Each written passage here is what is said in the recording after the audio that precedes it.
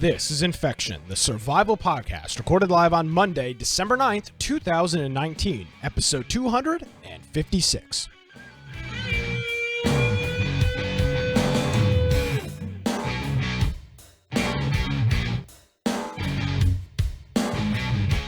Hello, ladies and gentlemen, and welcome to another episode of Infection, the survival podcast. Infection is your source for the latest information on survival video games. We bring you the latest news, reviews, updates, and more each and every week. My name is Nick Craig. You can follow me on Twitter at Nicholas M. Craig, or of course visit our website, infectionpodcast.com.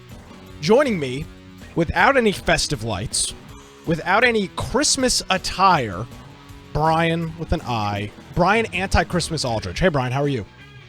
Doing well. I haven't put up my tree. Why? I haven't put up lights. I just been busy. Busy doing what? I played hockey Sunday night, and then I was gone all day Sunday. Look at my Christmas. Do you see my Christmas tree? I was busy playing some video games on Saturday. You see my Christmas tree? Yes. Next to my Christmas tree is much bigger than that. It takes a little longer. Next to my candle. Nice. Your Christmas candle. It's a vanilla cupcake from Walmart. Well, thank you, Ross. Ross is trying to make me feel better in the show. Hey, Brian, how are you? Doing wonderfully. If you want to find me at Boise Computer on Twitter, of course, you can check out my blog, biteoftech.com. And also make sure you go to our website, infectionpodcast.com. And if you look on the right-hand side, there's a button that says join our server on Discord. If you do that, you can submit news. We have a news channel in there. And so maybe there's something you think we should be covering. That's something that we check that out every week when we are preparing the show notes. Also, there's the Steam group. For instance, today we're doing a show on a Monday rather than on a Tuesday due to schedules. And so this is something where if you happen to be in the Steam group and you had Steam open, you would know that we're doing a live show right now, and you could join us for our game giveaway. You can participate in the chat during the show. If you want to watch us live, we have it on Twitch, on YouTube, and on Mixer. And so if you want to click one of those links on there or watch the VODs, the recordings after the fact, they should be on there as well. And then for the audio only forms, we have all kinds of different platforms that you can listen to that on. And so those are all on the lower right-hand side of the website. If you want to support us coming into the holidays, maybe you're going to be doing some Amazon shopping. We have amazon.infectionpodcast.com. If you're going to be doing something through Humble Bundle, you can do humble.infectionpodcast.com. And also you can just go and give Twitch Primes. That's how primarily we get our support on the show, is through people coming on Twitch and dedicating their Twitch Prime subscription to us. And we really appreciate all the people that have done that religiously now for 22 months for a lot of people. Now, I don't like to divulge private conversations, Brian, because that's not me. But I am going to share on the program. This is not, you're probably like sweating like now, like, oh my God, what did I tell Nick that he's going to share? What did I say? Yeah. No, this has nothing to do with you, Brian. I'm going to share a video that we got from one of our longtime listeners. One of the gentlemen I had a lunch with a couple weeks ago, and we called him out on last week's show because he's told me in person, hey, I didn't donate. I did the Twitch Prime. I clicked share and it doesn't show up on the list. So he sent me a text message this week and said, hey, I'm not a liar. He's not a liar, but he just wanted to say, hey, I'm no scumbag. I'm not looking for free shout outs on the, I feel like I'm shouting him out every week because like we forget and then it comes back. So he sent me a video of him sharing his sub. So here it is. All right, I have video proof. Look, here we go. You guys are offline, but 22 months.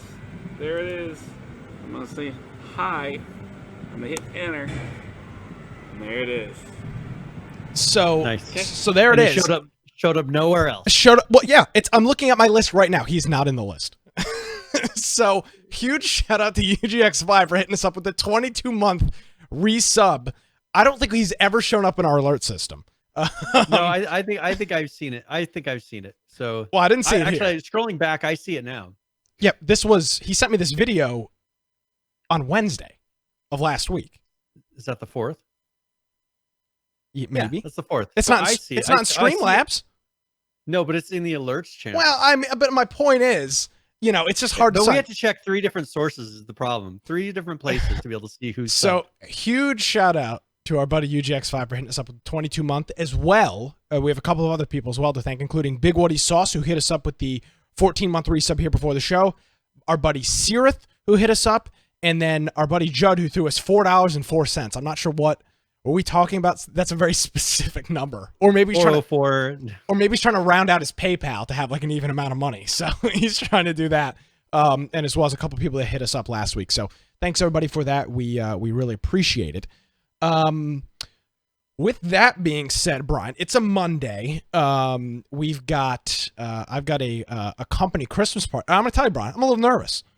You know, a company Christmas party. Who knows what could happen? We're doing the axe throwing thing beforehand, which is it gonna be? I might wear my Abraham. I'm just kidding. I'm gonna wear my fake mockery Christmas shirt. But then we're going out afterwards to a nice steakhouse. Things are gonna be calm. I'm a little concerned because I can't control myself. So. And I have to drive 2 hours back, so this is gonna be real. So you have to extra control yourself. Yeah, what you could do is just get a hotel overnight. Yeah, I'm not interested in spending the night. Okay. Well, at least at this point, so things could change. You know what I'm saying?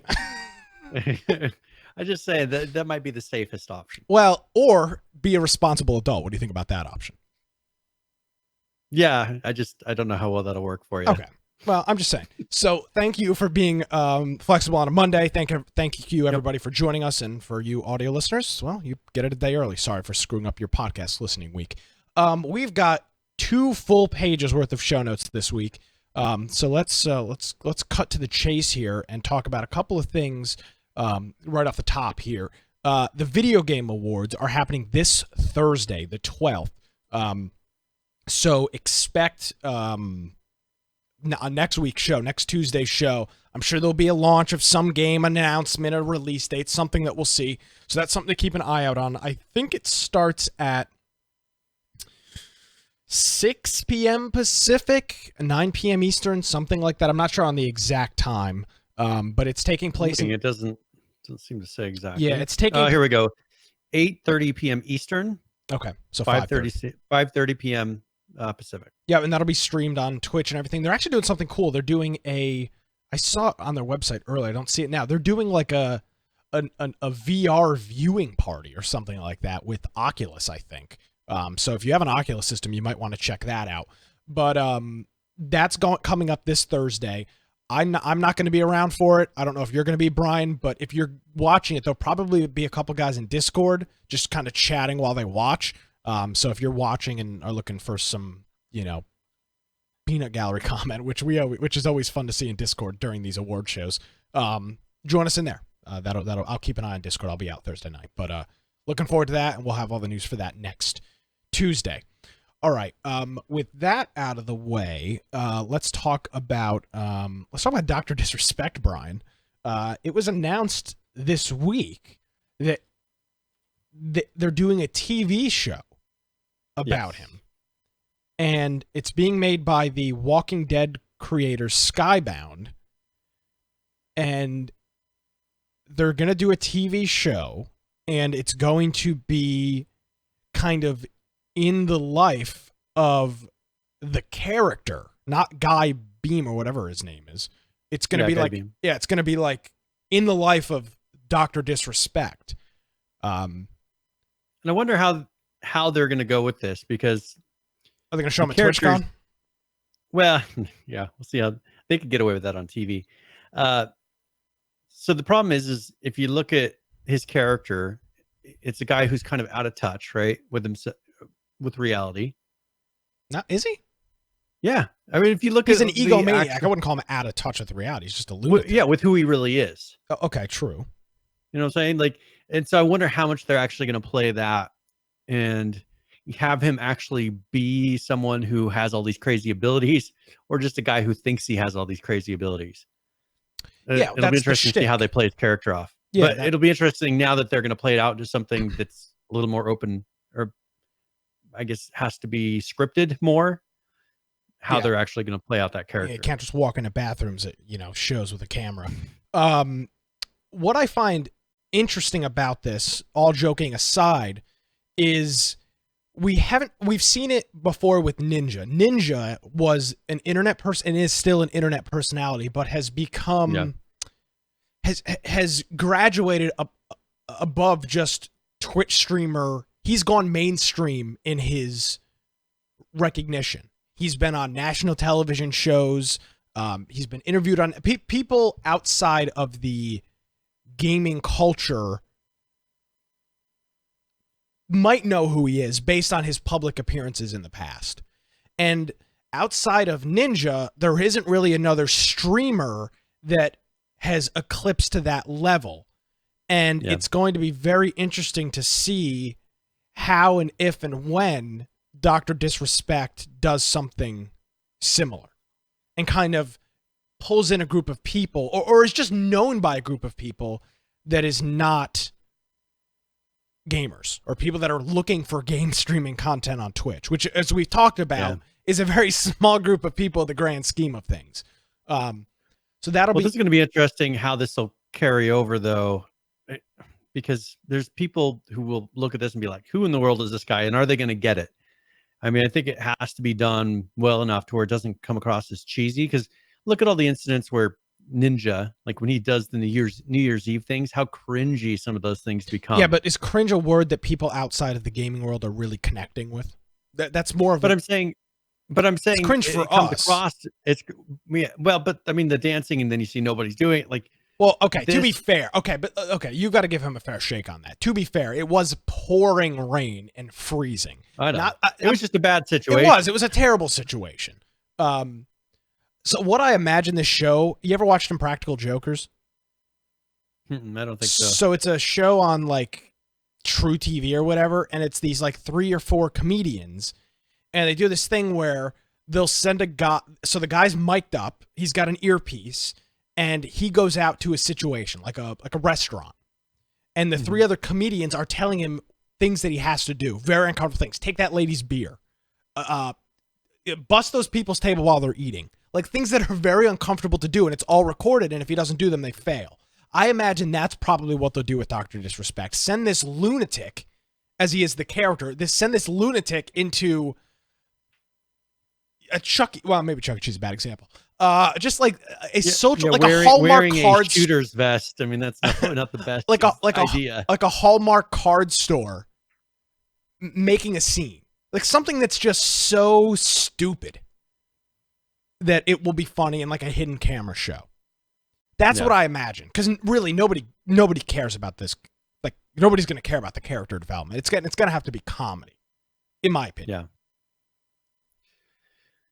Yeah, it'll be interesting to see. I'm kind of nervous about how it carries over, and maybe it'll work out great. I mean, he's a good character actor. That's the thing is, are they going to treat it like he's a character actor and really do this seriously, or is it just going to be kind of a one-off thing that's like, okay, probably a one-off thing, if I had to imagine. But interesting to see another person in the Twitch mixer live. He's been wanting this for a long time too. He's been hinting at bigger things for a long time. Yeah, and this absolutely is a much bigger thing.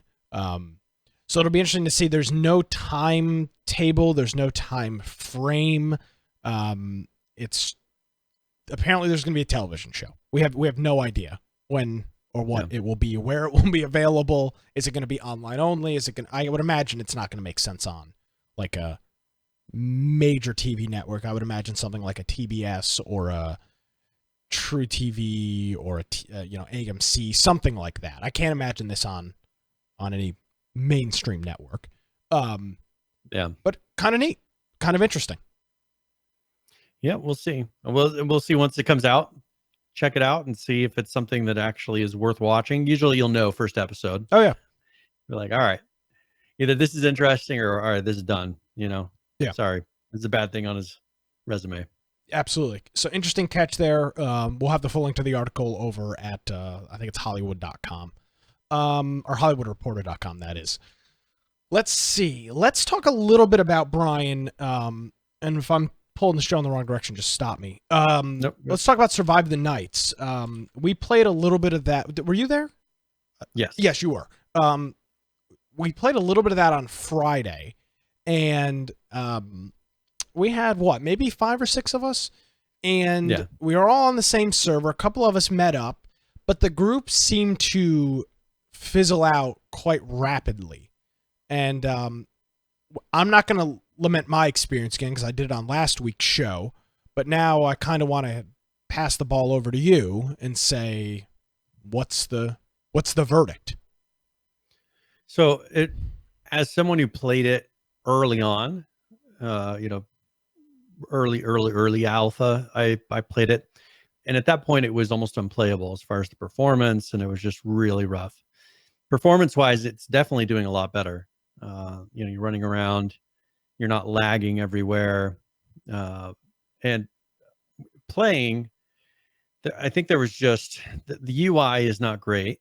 That kind of detracts from the whole thing of just trying to figure out how to craft. I mean, if you go into the crafting menu, it doesn't list the items that you can craft. You have to search in a text box to get them to even list. Yeah. And then, it's just stuff like that just doesn't make a lot of sense to me, and it made it very difficult. It's like, oh, okay, well, I need to make this item that I don't even know exists. I'm going there's a little bit of a quest thing at the upper right that's saying, hey, here's some hints at what to do. And so it gives you a couple things to craft. But when you're doing the general crafting, it doesn't tell you what recipes, like you can search for A, then you can search for B. You can look at all the crafting items that way, but it was just that was very strange to me. And then but as far as gameplay, the melee works very well. Very well. Some of the best I think I've ever seen. Yeah, and everything else worked really well. It's just what really detracted from this was the UI and how it just did not make sense to me, how everything kind of flowed, and it really took away from the feel of just trying to do stuff. There were some bugs with trying to open certain things and do certain things that I think required other items, but it didn't clearly tell you. And there wasn't like a big goal of, hey, go and do this. We're just kind of wandering around, looting some stuff, got killed. And I was like, okay, I ran around for a little bit longer, and then I was like, all right, I'm done. So I think it's definitely better, but I think that if they could just go through and rework the UI and make it usable and make it to where it was friendly, then I think people would view the game much differently because it would feel more natural. I think right now you get in there and you're like, oh, the part that you're looking at the most. I mean, the UI is the thing that's there all the time. One of the only things in the game other than your character standing in front of you that is there all the time is the UI. And that for many, many games is always the worst thing that they have. And that's never made sense to me. Well, it's like put some time in and make it usable. And in the case of a survival game like this is, you're talking about, you're not just looking at it. It's something that is integral. You interact with it constantly. Yeah, you're interacting with it. It's not just, oh, this kind of looks like crap. Give you an example. H1Z1, their bottom left-hand corner gray little UI thing, as much as we bashed it, didn't really have an effect on the game. It just looked like crap.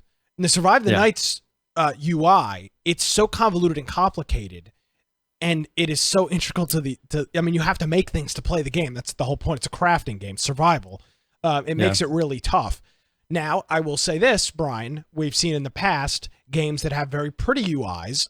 We've talked about it. Miscreated has got really good graphics, really good UI, not the best gameplay, in my opinion. Yeah. Take that for what it's worth. This game seems to have really good gameplay. Again, I will say, some of the top-notch notch melee mechanics in any survival game that we've played. We did not deal with the 7 Days to Die. By the way, it's got terrible melee mechanics. You are constantly getting hit by zombies because the reach is a little bit longer than you were expecting or whatever. And it's just always a huge pain in the ass. Survive the Nights, I knew when I was going to get hit. I knew that I was getting hit, and I didn't have to do this weird, constantly step back kind of guess where the lag is going to be thing to avoid getting hit by a zombie. So one thing and here's, I think, the secret to how they did that. If you look at the fact that when you hit with melee a zombie, that it kind of spun around and was stunned for a second. So if you consistently hit a zombie in the head, it wouldn't hit you. Where most zombie games, you could be bashing some zombie in the head, and it continues to hit you. Or even in H1Z1, it could be falling back on its back, laying on the ground, totally not even facing you, and it still manages somehow to hit you with melee. So they did a good job of making it to where you have a stun mechanic to where you can control the zombie and make it not hit you if you take the time to sit there and melee it. So I think it feels good. It's a nice feel good mechanic. Yeah, absolutely. And I'm looking forward to things that they're, some of the things that they're working on and some of the improvements. And we've got a couple of those that we'll get into. But I'll ask you this, Brian. At now $24.99, $25 retail, is this something that you would recommend to somebody to pick up at full price, or is this a wait for sale kind of game, or is it a not buy at all kind of game? No, I'd wait for a sale. I think that the progress that they've made, in its fact that it's definitely still an alpha, I think that they've made really decent progress. So I think there is a future in it. Whether it's $25, that's outside of our little kind of our window of price, that works. So I don't think that. Yeah, I don't think at $25 that I'd be like, because you're most likely not going to play it for a while. That's the problem. Right now, you may play it a little bit right now to try it, but it's probably one that when it gets closer to release and a lot of these bugs and the UI is redone and they kind of do a relaunch in a way, at that point, I think then it would be worth pick up. $20, $15-$20, I think in that range would be, if it goes down to that price, then it'd be okay. I'll pick it up and hold it until that time. Yeah, I've got 2 hours on record, and that's over 2 play periods, about an hour a piece each. And again, wasn't a bad experience, but it isn't something I'm itching to go play again. And I would agree with you, at $25, it doesn't fit that bill. At $15, even at $20, it's probably a good pickup if you've got a group of people you're willing to play with. So I would recommend the game. Recently, it's got overall reviews are mixed, but recently they are mostly positive. So 77% of the 90 reviews in the last 30 days are positive. So obviously they've made some changes as of late that that are positive enough that people are either rating it for the first time or going back and updating their review to something different than what it was previously. So that's good to see, and they're working on a lot of stuff here. Now, speaking of working on a lot of stuff, they had 2 updates out this week. Alpha 1.01 came out on Thursday of last week, so just before we played Game of the Week, and they added a new weapon, which was the double-barrel shotgun. A couple of general improvements that they made. They implemented a bunch more achievements, stopped/improved items falling through the world, resolved issues where connection would be lost when trying to respawn. That was a huge issue that I dealt with last week 2 weeks ago when I played it originally. Didn't deal with when we played Friday night, which was great. Fix for players getting stuck on servers. That was also an issue. Other players firing weapons now have correct bullet ejections. Fridge now spawns loot instead of being player storage. Potential fix for a scenario where players were losing items from inventory after logging back in. Fixed hatchet damage range issue. Fix for fires continuously burning. I benefited from that 2 weeks ago. Fix scenario which could allow for placed items to still decay, which was an issue.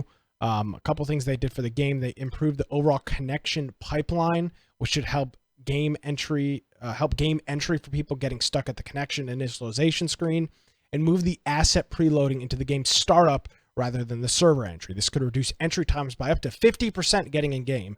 So huge optimization on getting into servers. Server performance, they fixed a couple of issues with lag spikes. AI, they reduced the zombies' attack range. So maybe that was a little bit of what we experienced on Friday. This will need further work in the future due to interpolations. Is that how is that pronounced? Interpolation. Interpolation issues stopping it from improving further at this time. Made some changes to the UI, added some steps, fixed the sleeping bag grammar issue, a couple of quality of life things, reviewed all item pickups and lowered weights on key items that were causing inventory bloat.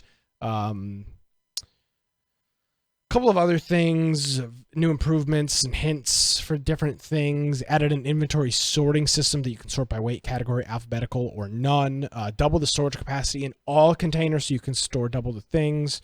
Drinking from the canteen animation length shortened to make the action faster. Improved expert play spawn locations that you could get after completing the guide. Made some improvements to the sound and the gunfire. And that's pretty much 1.01. Now over on 1.02 that came out on Friday, just after we stopped playing. This came out late Friday night. They worked on some other things. Fixed an issue that was causing some network messages to not send correctly. This could result in missing players, broken vehicles, and other strange behavior. Fixed an issue that was causing player inventories to break. Well, whoops. Stop certain inputs happening while in the user bug report window. Added the F1 hotkey for opening a user report without having to enter into the menu. I'm not a huge fan of that, but to each their own. Player storage containers now have descriptions that explain a little about how locks work. That was an issue we were dealing with. We could not figure out how to lock something. I watched a YouTube video, still could not figure it out. Container descriptions no longer contain misinformation about the storage capacity, and the double barrel shotguns are now affected by audio sliders in the menu. So kind of must have been really loud shotguns that you couldn't turn down. Yeah. So this was kind of like half QOL, half fixing pretty important things from the previous update. But Brian, they're grinding away at this. There's they're busting their behind, and this is a small development team. Yes. So I think they've done pretty well for having such a small team. Agreed. And I'm looking forward to playing their game again in the very near future. I really did enjoy it. I just don't have. I didn't have a bad experience. Did I have a great experience? No, but I did not have a bad experience. Yep. So, I mean, that'll be interesting to see here in the next, especially with people kind of coming back and discovering the game. That's something that we've talked about other games. It's like, well, that's what they need to do. They need to quit pushing play our game. These guys did similar to what Jaws of Extinction is doing. They took it off the market for a while. Yep. Just was like, okay, we're developing it. And now they put it back on the market to where people can see it again. And people are kind of rediscovering the game. So I think that's a smart way to do it when you know that the game is not ready and people aren't patient at the moment dealing with really rough early access games. It's a huge issue, and it's something that we talked about extensively, and developers have got to be thinking about before they're releasing a game. Moving on, Brian, to a tentpole topic of the show last week, Miscreated. We were a day late and $1 short on the release of that. It came out on Wednesday of last week, and as we wrapped up the show on Tuesday, we were not sure what the final cost of that was going to be. They did release that Wednesday morning when they released it, and it is available for $9.99, which I didn't pull the clip because I didn't have time, but I think we both kind of agreed that a $10 price point made sense. $15 was too much. Right now it's 50% off. So that it's $20. Well, okay, sorry. The game is 50% off. Sorry, I take that back. The game is 50% off. Yeah. And then you can get Canyonlands so right now the game is $9.99, and then Canyonlands, the expansion is $9.99. So you could get, if you don't own Miscreated at all, you could get both for $20 right now. Pretty much the expansion and the base game. So can somebody Photoshop Brian onto a Candyland board? I think that'd be fun. Thanks. Yeah, that's all we need. Yeah, on like one of the heads of like the princess or whatever. Okay, so back to what I was saying. I think you and I both agreed that for a $20 game retail, a $10 DLC made sense. $15, you're talking about a $40 game at that point, essentially. Okay, $9.99. What's your verdict? Yeah, I think that's a fair price, and not that I have some reservations about them just not fixing their game in general, and rather than putting out DLCs for maps and saying, well, we fixed some of the things. The fact that they are implementing fixes into the base game as well, so things that they may have improved are not just in this map, as we discussed last week.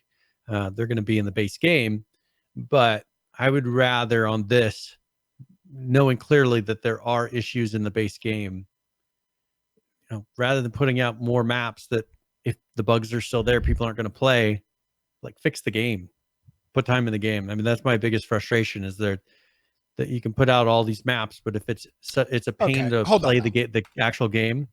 That's an unfair assessment. There's not all these maps. There's 2. But I'm saying with these maps, the maps are beautiful. Yeah. But if the character and the feel of the game is unplayable, then it doesn't matter how many maps you put out. No, agreed. Now I'll say this: I was surprised when I was doing our show prep here before the show. I was surprised, Brian, that when I loaded up SteamDB, because I had to look, that this game reached its all-time max players on Saturday. Yeah. Now, that number is 5,159. So that's not an incredibly high number by any stretch of the imagination.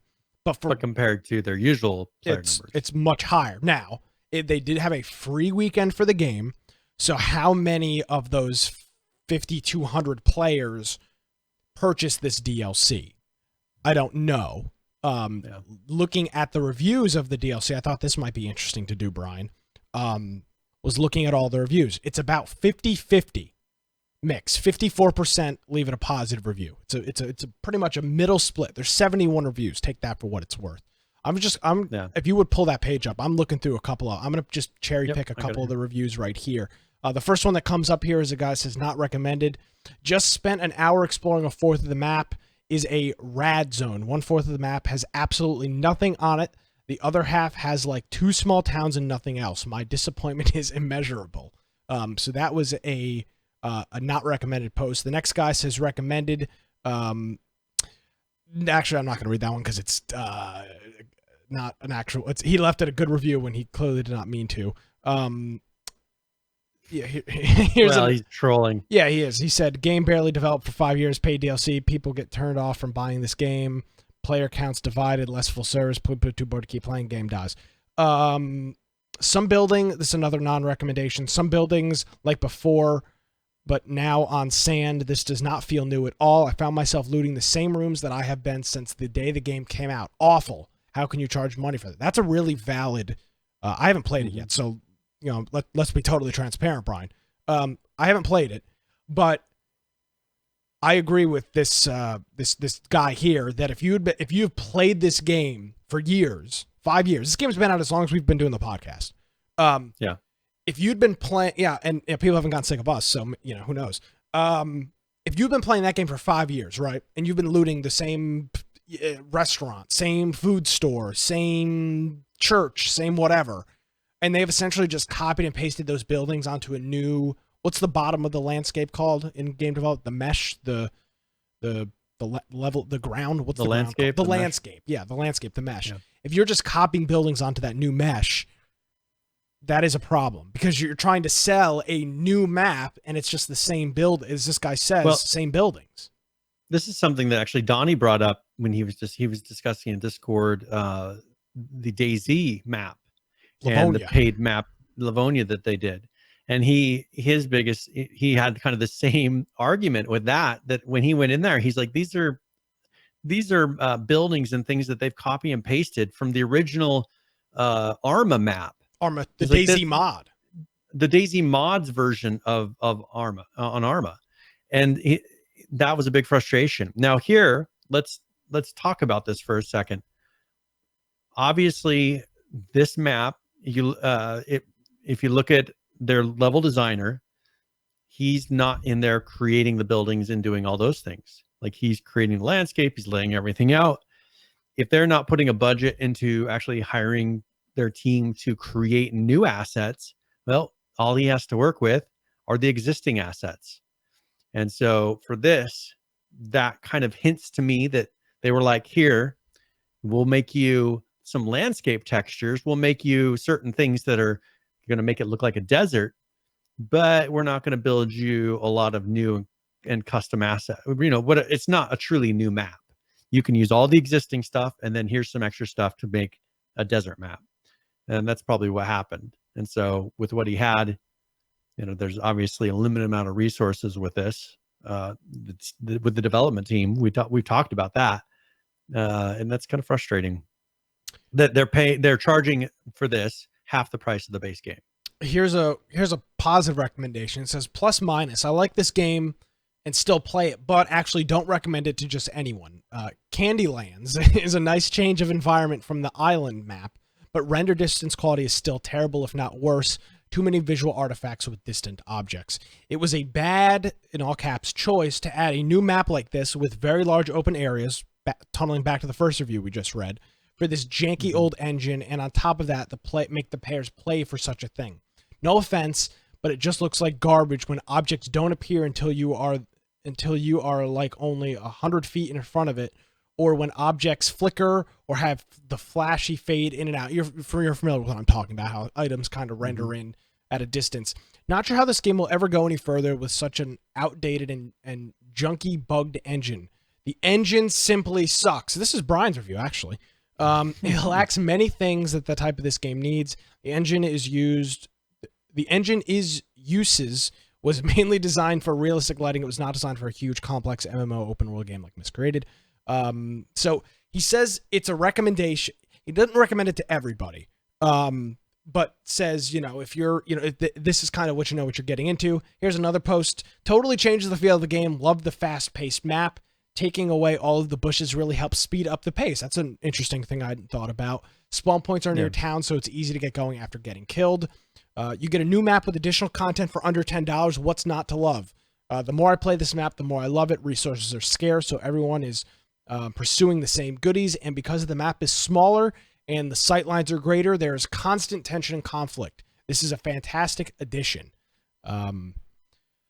So there's kind of your yin and yang. I don't know if you saw any ones that kind of popped off the screen for you, but I think that's, probably a pretty accurate it's a 50-50 split. Half the people that bought it and played it say it's good. Half the people say that they don't like it. Yep. And I think a lot of it, I'm going to look at one here, and he pretty much says, hey, this is a small group of people who are doing their best. You can't compare to Rockstar or another AAA company. But he says on here that, this is a game that he has a lot of constant action and laughter, and it's a survival game. A lot of it, I think what he's hinting at is the people you play with, the situations that you create are what going to make this game fun. And that's what, for us, made H1Z1 fun, was the people that we played with and the situations that came up because of that. And I think that, for certain people, if they go into it realizing that that's what this is going to be, just going in and playing with friends and just, joking around and having fun, it'll be a fun game. But if you're going in for a serious survival game that you're going to put tons of time into, I don't see it in this game yet. I do think it's interesting when people talk about the lack of foliage, bushes, trees, whatever, that kind of obscure the line of sight in a traditional survival game. Ark, Rust, H1Z1, the original Miscreated map, 7 Days to Die. There's lots of foliage, which obstructs the line of sight. There is none in this map. It's literally a big open canyon. That's why it's called Canyonlands. I mean, it's just a big barren wasteland. Now, unfortunately, as people did note with the render distance, that kind of takes away from that. But that does. I haven't had really many PvP battles in Miscreated. I've had maybe a handful all the times that we've played, because the prior map, in my opinion, wasn't conducive to PvP.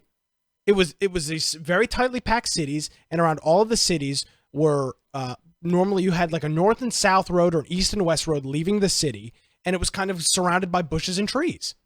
In my opinion, almost all of the towns or little POIs were like that. So if you were inside the town and you were getting shot at, you didn't see the guy most of the time.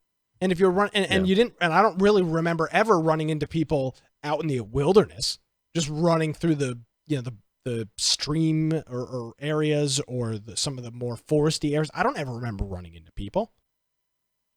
No, it was only when you got into town that you really saw people, and it was just very difficult to have PvP. And then when you died, you were so far away that it was just like, I'm not gonna bother. And it takes so long to get anything, to get a weapon. It's like I'm not even gonna bother. Like my stuff's not gonna be there. I'm just not even gonna bother going back.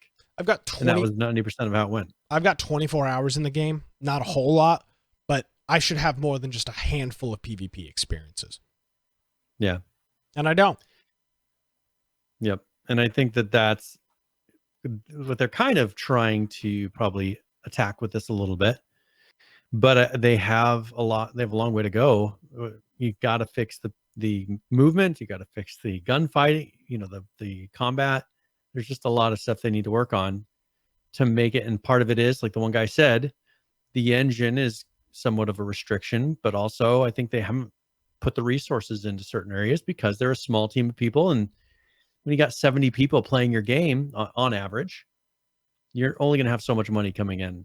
So I think that that's going to be a struggle for them. And hopefully if they get enough sales off of this, then they put it in the right places to get some of the base game fixed so that players start coming back. Yeah, I'm going to pick up this DLC probably some point later this week or this weekend and give it a try.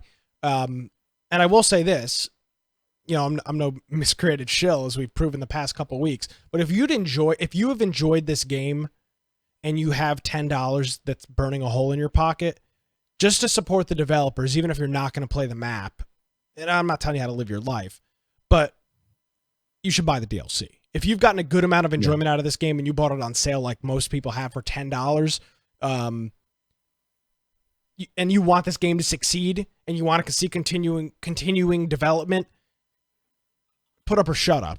And support the developers. They're not, it's not a $50 DLC. If you don't play the game, it doesn't make sense. But if you're an active player of the game or are invested in the future development of the game, I don't really think you have a choice but to support the development. That's my personal opinion. There used to be a very dedicated group of streamers that really fought for this game. And I think that just they've really fizzled out because I feel like they didn't get very much support from Entrada. And I think that in the long run, what would have saved this game as it is right now, I think if they would have just kind of really treated the streamers well, I think that they would have maintained those people. But we've gotten very little support from them. We've had some interviews from team members that have gone very well, but from Entrada themselves, we've gotten very little support and very little feedback from them, positive feedback, when we tried to work with them. Trying to arrange an interview with Entrada did not work. Arranging interviews with the individual developers worked perfectly. So I don't know. It's just, I think a lot of it is they just kind of pass it off. You have to arrange this through Entrada, and then Entrada is very unresponsive. And obviously they do not cater to their streamers or people that talk about their game very well, because not very many people talk about them, honestly. Yeah. Accurate assessment. If very few people are talking about your game and we offer to come in and say, hey, we'd like to interview you, talk about your game, and they blow us off because of one developer, that's an issue. Agreed. So yeah, I'm gonna pick it up. If you want the base game, if you don't have it, it is 50% off until December 16th. So you've got until next Monday. You've got 7 more days. $10. Even if you're not going to buy the DLC, I do believe, Brian, and I think I'll speak for you on this, it is worth $10. You will get $10 of enjoyment out of the game. It's fun. Yeah. You can have a good time playing it. And I'd recommend it for I'd recommend it for 20, but for 10 it's kind of a steal. So that's the Miscreated DLC. If you want to check it out, it's in the store. It is called Miscreated Canyon Lands, and it is on sale for $9.99. And before we go anywhere else with this, I want to say hello to our friend Evilness FPS watching over on YouTube, saying greetings from Germany, as always. So we say hello to you, Evilness. Thank you for joining us live again, as you do. I don't know what time it is in Germany, but it's definitely not 7:45 Eastern. I guarantee you that. No. I guarantee you that. So probably like midnight or something. Who knows? So thanks for joining us. We appreciate it. All right, Brian. I've got one more thing that I really want to talk about, and then I'll let you do the steering here. This really, for me, is it's a feel-good moment. I captured a post here from our friend PHVCK that posted this article in our Discord. I think it was today, and the headline, Brian, when I was looking at my phone during my lunch break, and I was like, oh, this is great. This is an article over at Polygon, and it says the new Darksiders costs an extra $10 on Google Stadia. Music to my ears. So we said the only thing that's going to make Stadia even remotely successful is going to be undercutting Steam and Epic. And instead, the game is going to cost $10 extra on top of the subscription fee that you're already paying for Stadia. Yep. Tell me what I'm missing.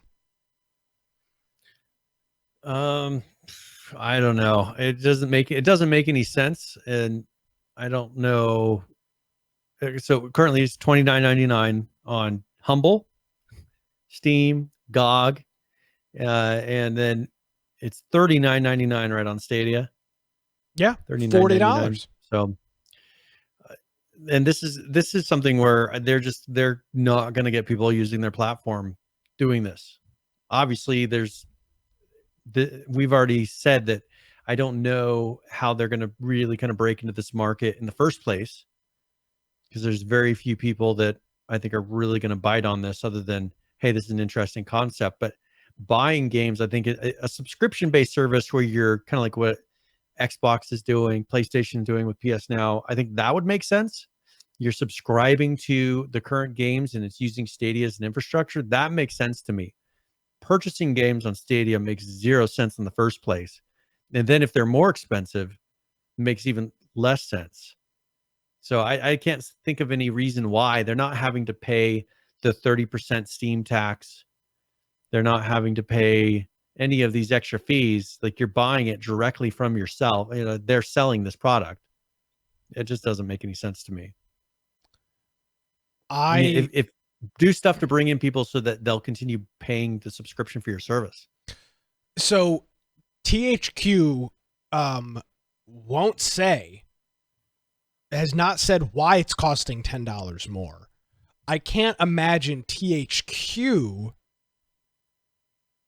decided to I can't imagine THQ being like, we're going to sell the game everywhere else for $30 and for you $40. It's got to be. What if because they had to probably hire additional developers or put their team on to be able to kind of port it over to this new system, which uses this infrastructure differently.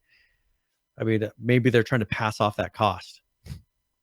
It's costing them money to put it up. Yeah, but it's the sum cost of the game, right? So if that was the case, make every version $35. That's what I find so odd about this. This article. Well, this one's kind of being done after the fact too. I mean, I'm sure they had all those other ones all done, and then now they're porting over the Stadia afterwards. Yeah, and I'll give Polygon. We've been pretty critical of Polygon. This is a really well done article on Polygon. It's probably because it's short. That's why they didn't have a time to go off in left field. But they do say that this is one of only 24 games that are available on Stadia. So you're talking about 24 games that are available on the entire service. A couple of them are free-to-play games like Destiny. And then this new game comes out, and you're going to have to pay an extra $10 to have the privilege of paying, or you have to pay an extra $10 to have the privilege of playing this game on what has already been reviewed as a subpar gaming experience in Stadia. All right. So let me throw an idea at you. Okay. For that would possibly save the concept of Stadia.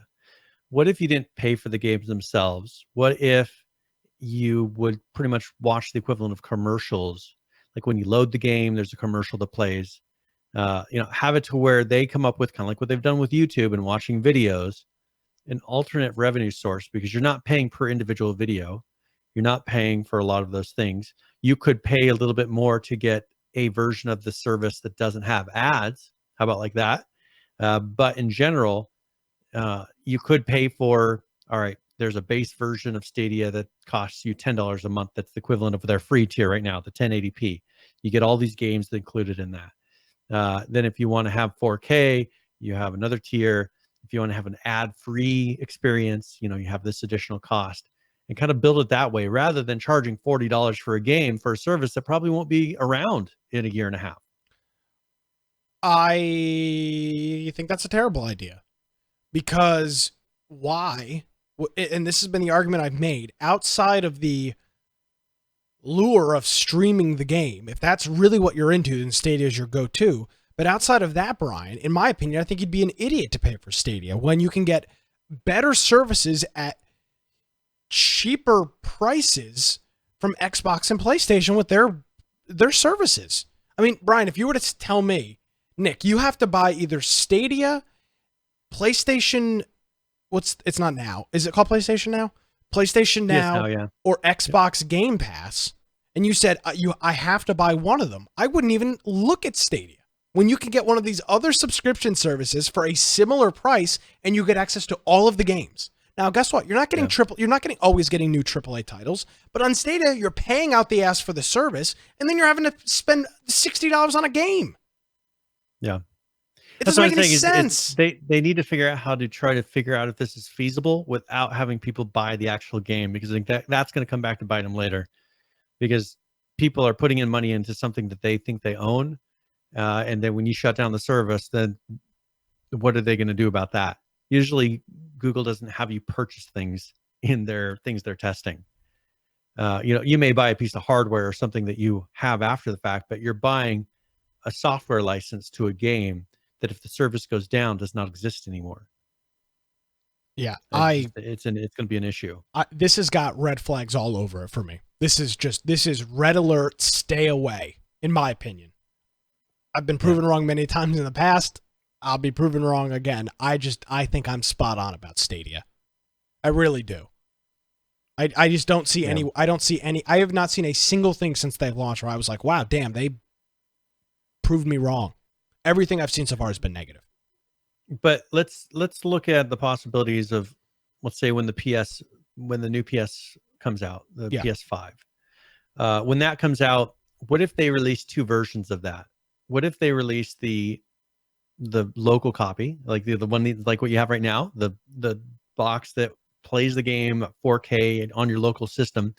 And what if they release a lighter weight device that is like a PS Now box, where you're streaming the games and you have access to the whole PS Now library with something that costs you $100 or $50, something much cheaper that feels, if you have good internet connection, feels very, very close to the original. I just think that something like that will make this look stupid. You know, you're like, okay, I could pick 100 titles for something, fairly cheap and on a very lightweight device, and it'll be similar to what people that have a Chromecast versus people that have a Fire TV. It's a night and day difference between the two pieces of hardware. I think it would be very similar, but then they would have this huge library of games that you don't have to purchase, that Google's not going to be able to offer. I just don't see them ever offering that. So that's my concern. Yeah. I don't see it. I don't see the excitement. I don't see the sexy of it. I just don't see it. Nothing about Stadia gives me the butterfly feeling in my stomach, Brian. It just doesn't. Like, you see a new console come out, right? A new piece of hardware. You're like, oh God, look how cool! Oh my God, look how cool that! I just don't see that about Stadia. None of it. Yeah. None of it is sexy. None of it is exciting. It's a cool concept. It's a really cool concept, but I don't see anything about it that is. Lots of things are cool concepts. If they were able to put out something that gave you more than what you could get on a console, let's say, for instance, something with the lighting and ray tracing and just something that was beyond the capabilities of your current PS4 or Xbox One, that then was able to be streamed and viewed on your local system in a way that you couldn't view the other, then it would be something, oh, that's cool. Look at the graphics. It's actually better on the Stadia, but they're not doing that. And that's the problem. There's not that hook. Pat Productions, who's joining us here live in our chat room, says, I have an Xbox One and a Switch. I got Stadia for the OG gamer tag, which is a lot of people did that. When you were the first to register, you got your first dibs at your username and the possibilities. He goes on to say, I think when it goes free, it will catch on at least for a bit. So interesting to hear that from an early Stadia adopter. And for sure, when the free version comes out, absolutely, you will see. But now, to be clear, when it comes for free, the free-to-play games are not free. So it's kind of which makes sense. I mean, they're not going to give you the whole service for free. If you're not paying for the service, you're going to have to pay for the game. I think they're going to compromise and kind of gravitate towards a subscription service, though. I think they will find that the sales don't make sense, and they're going to have to come up with another way to justify the product. Yeah. And Pat says, let's say talk about putting Fortnite on there. The only problem with putting Fortnite on there is Fortnite's available on every other device for free. And you don't need a high-powered device to run Fortnite. I mean, you can, I'm sure, I don't know this to be the case, I'm sure you can sufficiently run Fortnite on an older generation laptop. Now, to contrary to that, Brian, you can go out at least on Black Friday and Cyber Monday and coming up here towards Christmas, you can go out and get an Xbox or a PlayStation for like $150. Yeah. And that's going to, in my opinion, that's going to be the best Fortnite playing machine you're going to get for that cost. Yeah. I mean, if you're really interested in free-to-play games like Fortnite or other things like that, I think you'd be a dummy to use Stadia. There's no way that's the best experience for a game like Fortnite. When you can go get an Xbox One with 3 games for $200. Yeah. It doesn't make sense. And if they can't get a decent library, it's just not going to make sense regardless. I mean, if they can't, that's what really drives the console wars of people going with one console versus another. And if they can't offer anything that's not available on the other platforms, they're not going to have that hook for anybody anyways. So it's either got to be a technology hook, like, as I said, with the ray tracing or something that's being done better, or maybe even the ability to do a lot of AI interactions and stuff with like things in the landscape, whatever, kind of what they were with was it Improbable was trying to do in with Mavericks, right? Mm-hmm. And doing to where you had grass burning and all this crazy stuff happening that was happening server side and allowed you to do all these things. They were trying to do that, but they couldn't. The funding was they couldn't do it. And so that was kind of the hook for that game. It was going to do something that other BR games couldn't. Well, this is kind of that same technology idea. What's holding them back from doing something cool that you can't really do on a standard machine right now? Well, I haven't seen them offer anything saying, hey, this game does this in Stadia and it doesn't do it on Xbox One or on PS4. I have not heard that at all. And that shows me that they haven't really developed games with the intention of Stadia in mind yet, or done anything extra in there. And so that'd be the technology hook, or they got to get a game that's going to be on Stadia and it's not going to be anywhere else. And I haven't heard any of those happening either. Yeah. I mean, saw kind of tongue in cheek posted in there, oh, they should pay games to come and put their game exclusively on their platform. Agreed. That would be the smartest thing they could do. If they're trying to win people over and force people to use their platform, that is absolutely the move. But charging people $10 more than MSRP for a game on a paid-for service is stone cold retarded. There is no logical explanation for that. There is no more of a turnoff for buying a game on Stadia than this article from Polygon. If you had any doubt about Stadia, this absolutely solidified that doubt. Well, and this is where, I mean, it's kind of similar to, I remember when Amazon first announced that they're going to be giving discounts on the physical copies of games. Yeah. And then at that time, I just said, that doesn't, that was odd to me. But I said, if Amazon was really serious about getting into the games market, they would be offering people on their little platform that they had for a bit, cheaper games. And instead, they just said, oh, if you buy the physical copy and you don't do a digital copy, we'll give you a discount. Well, that just made no sense. Yeah, that was for what? They still might do it. It's like the first 30 days of a new physical copy. It's like $55 instead of $60, something like that. Yeah. You save a couple bucks with tax. Yeah. And so that for me, it's just strange. Like it didn't make sense. And obviously, they're not doing super well in their like their digital sales as far as trying to sell things inside of Amazon and having it a competitor to Steam, Epic. You don't really see them trying to go that way. And they never really went anywhere of, hey, come use our service and we'll give you a game cheaper than anyone else. It's just a standard Amazon discount. And so I think that these guys, if they want to do that, they should have done what Amazon should have done. Sell your game cheaper and people will come to your service. Bingo. They have the money to be able to take the less of a cut. If they want it to be successful, they're willing to sacrifice a little bit and make less on a per game. Yeah, absolutely. So there's Stadia, and the link to the article will be over on our show notes, infectionpodcast.com. All right, I promised after that story I was done.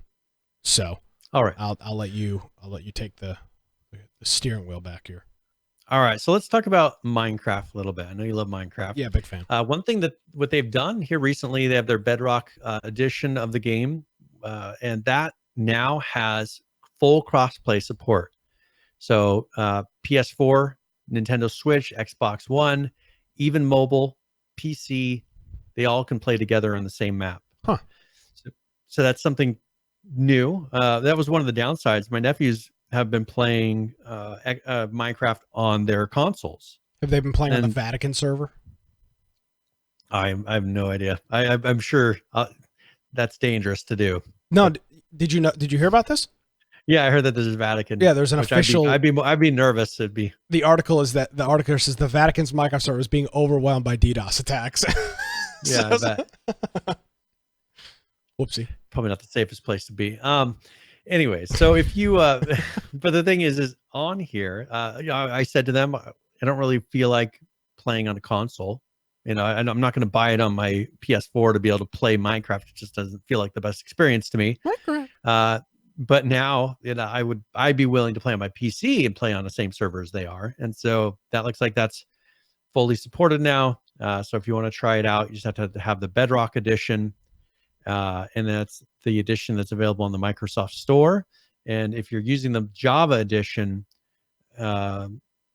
which if you're doing modding and things like that, then I don't think you're able to opt into this. So you think you have to pretty much use a non-modding version of the game, or one that maybe I have the Microsoft Store edition as well, because if you have the Java edition, it lets you sign up and get that added to your account. Yeah. And so I think there is some like visual add-ons you can do inside of the client, but I don't think you can do as in depth of where you're actually changing out the jar file and all that that most people are used to with the PC version. Yeah. So, but yeah, and Lupus the Noctis is asking in there. He's saying, do you get access to the Bedrock if you've bought the Java Community Edition in the past? And that's what I was able to do. They gave me a link that took me through the steps of redeeming my purchase to my Microsoft account. So then I had access to both. So cool. But you may want to check into that, see if you can find that page. But I remember when they first brought it in the Microsoft Store, I was able to do that, but I don't know if they're still offering that. Gotcha. Well, cool. Check it out. The cross-platform stuff is cool. I'm glad that we're seeing that more and more from games that this one is not built on Unreal. This is their own thing. So it's interesting to start seeing more and more of these games popping up across platform that all aren't based on the Unreal Engine. So that's pretty cool. Very good. Also, we have on here some Fortnite news. I know that people love Fortnite. And one thing that they've been doing is they've offered to be able to see. First of all, they brought in the stormtroopers from Star Wars. Yep. And we showed a clip of that. But they're going to be having an exclusive Star Wars Rise of Skywalker scene that's available in the in-game theater. So you can go to the theater in-game and you can watch that on Saturday, December 14th. So this coming Saturday at 2 p.m. Eastern. It's at Risky Reels, and you can go in there. That's the drive-in theater in the game, and you can go and watch this. So the doors will open at 1:30. So if you want to get in there at 1:30, and this is kind of similar. Remember when they had that DJ that did the concert in game? Yeah. It was a big event in game. I think it's going to be kind of like that, where they, according to Epic, they had millions of people that were attended that concert in game. Billions. Yeah, so billions and billions. What I do think is cool. Be interesting. Now, Brian, I'll punt to you on this as you're a little more OG or older, as one would say, than I am. Right. I believe that this used to be more of a thing in the early days of online gaming, where they would do timed events where they would encourage everybody to get on a certain time for a certain thing. In the MMO space, yes. I don't feel like we ever see that anymore. When was the last time you heard of a game that's like, I've heard some stuff from Eve, and I know Star Citizen every once in a while does a thing, but I'm trying to think of the last time I heard like, holy crap, you have got 15 minutes to be in this game at this certain time to see this cool thing. I don't remember. I don't know if anybody else doing this kind of stuff. Yeah, WoW did this kind of stuff and it would be maybe an event where people could go and it'd be across all the different realms. Yeah. It'd be an event that's happening at the same time, but very rarely do you see this actually happen. So I think this is cool. One thing I think they're doing partially is this is a great chance for them to test certain server technologies and stress testing. I mean, getting it to where you have millions of people logging into your platform at the same time is an excellent way, and not doing it in a very cheesy way. Okay, how do we get millions of people to come in and log into our thing all at once and be happy about it? Yeah. Okay, we offer them a free concert. Great. Let's do an exclusive Star Wars thing.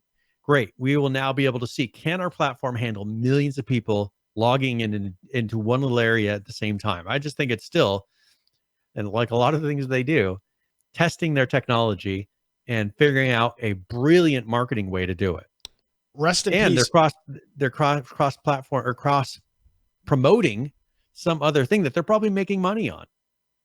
Rest in peace, the engineers that have to go sit there as their servers melt down. As they're sitting there and watching their CPU utilization, everything get pegged at 100. A couple of guys in the chat, Unicorn Joe, Saul, are mentioning Guild Wars 2. Yeah. Okay. Yeah. Guild Wars is an older game. That's what I'm saying. I don't know of anybody else that is doing this now. See, well, Joe says Ark did it with the Raptor, but that was per server, like in a Christmas event. Yeah, but they that's had different. But they had it to where it was just an event that would repeat week long on a regular basis. Yeah. They do. There was one where like a meteor was coming in for certain servers. They do kind of that, but not on this scale. And a lot of this is about the scale. This is a very risky for most games. This would be a very risky thing to do. Oh, it'd be a disaster. You'd have millions of people hammering. And for this, I have full confidence that Epic will be able to handle this and it will be seamless. You won't even notice. Where I think if anyone else did this, it would be DDoSing and everything is crashing and it would just be a disaster. Are you going to be around Saturday? Yeah, I should. You're a Star Wars fan. Well, what time? 2:00? It'll be noon.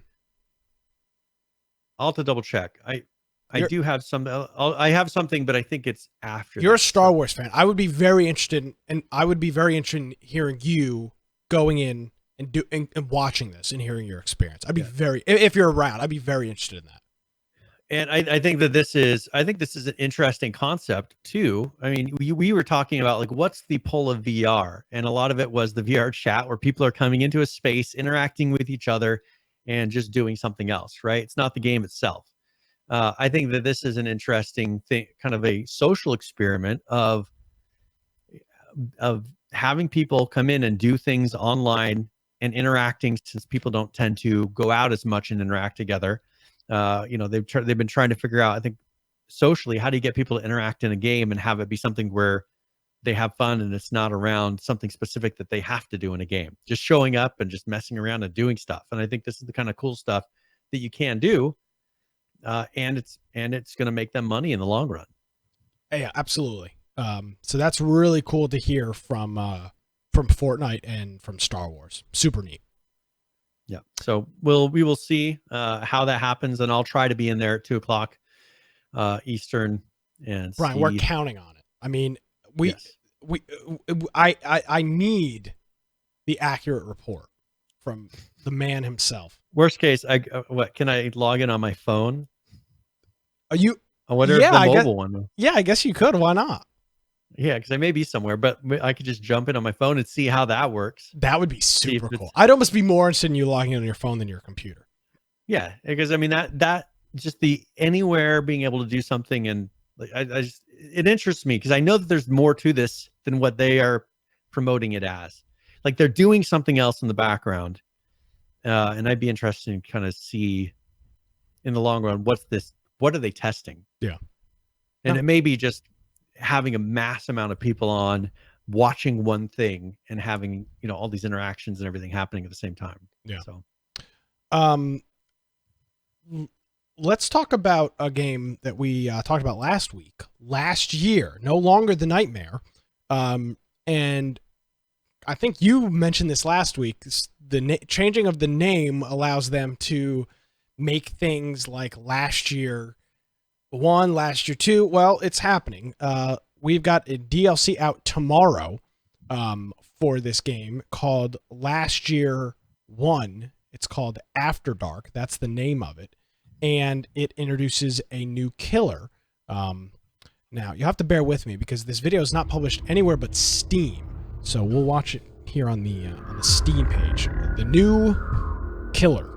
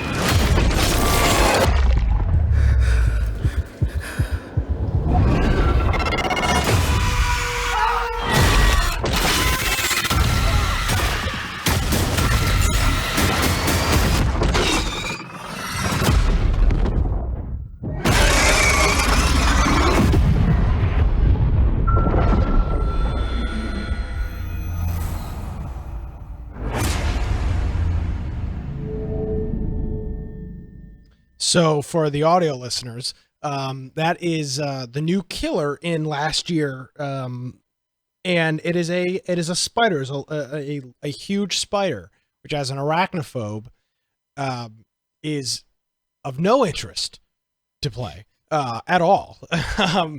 But this is interesting to see that after a week after them launching on Steam, they're releasing new DLC. Now, this comes out tomorrow. There is a preview that the YouTuber OHM Wrecker worked with in conjunction with the developers of this game, and he's got about a 40-minute preview where he is going through and playing the build of the game that has this this new killer in it, which is the spider, and it's interesting to see. And yeah, if you're a Last Year person, this is out tomorrow. Not sure on the cost. Do you think this could be a competition to Dead by Daylight if they can get it down? Because it's kind of similar to Dead by Daylight in some aspects, but it has the possibility of a little more variety, I think, in the player styles. I mean, I know Dead by Daylight, you can go through and get the perks to customize your characters' resistances and the way they act. But I think that this one, the characters each individually have a little more character to them. That they're different to where you play them very differently, and possibly they could make it to where these different killers are unique enough to where it's like Dead by Daylight with a little more variety. See, I think the other thing, I think of it another way. I feel like this is more like Left 4 Dead with a killer because of the different characteristics in the characters. You're essentially going through, I'm going to call it a mission. You're going from kind of stage to stage inside of the map. Dead by Daylight, in the way it is now, is typically a much smaller map in comparison. The objective is the same thing every map. This plays more like a competitive co-op than Dead by Daylight. But I think that's where I think that you could get some of those Dead by Daylight players, because Dead by Daylight can be very repetitive. Yeah, very much so. You can have a lot of fun doing it, but I think that you could get what they could do is say, hey, we're like Dead by Daylight in some areas, but less repetition, more variety. I think, as you said, Left 4 Dead is a very good comparison of the playstyle, because when you do modded Left 4 Dead, you have the ability to be, or even I think maybe in the multiplayer, you can be the different monsters and try to compete against the players that are going through the map. Kind of has that feel. Now that I didn't think of that before, but it does have that feel of you're trying to prevent them from accomplishing whatever task, getting to this safe house. And you use all your abilities, whatever it takes to make that happen. So, I think that it'll be interesting to see where they go with this, because this is the first real kind of new character, and you see Dead by Daylight releasing them very regularly. Every 90 days, yeah. Yeah, I think that for them to really compete, they're going to have to continue putting out these new characters, putting out the variety, and then say, hey, look, it's like these other games, but look at how many different options we have, because that's really what made Dead by Daylight really popular, was putting in all those different killers and doing that variety. Yeah, so this the game is available tomorrow on Steam, and it'll be interesting to see what the player count is for next week, and we'll talk about that after it releases. So that is last year. Now there was our friend Greg Henniger, he put out a tweet, and I know some other employees did, of Amazon, where there was something. So New World is the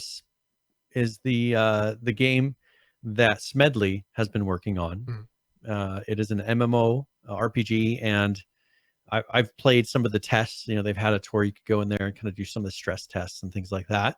But they have, I don't know if you can pull up the clip, but it's not really a lot to it. There's nothing to really see. It's stuff falling around a tree. But if you look at the numbers, like there, that says 5. Yep. One that I'm looking at on this other stream says 3. So it's like a countdown, I guess, of some sort. The numbers are counting down. I don't know. But they're teasing something. And so as far as something's going to be revealed regarding this game, because they've been pretty quiet about it in the last, I don't know, 6 months. 6 months at least. Very quiet. But they've had it for the last 3 days. It went 5, 4, 3, and so I would assume that on December 12th comes before 3, probably. Brian. 2, 1, yes. So I would maybe on December 12th or maybe on the 11th, depending on how they do their counting. Yes. They will be making some sort of announcement. I wonder if that's going to be a trailer release or a release date. Hope an early the early alpha release or something. I can't imagine this hype for a trailer. That would be kind of lame. Yeah, or maybe they'll actually make it available to play. Yeah, that'd be cool. Because this is something. This will be kind of the first jump into this whole.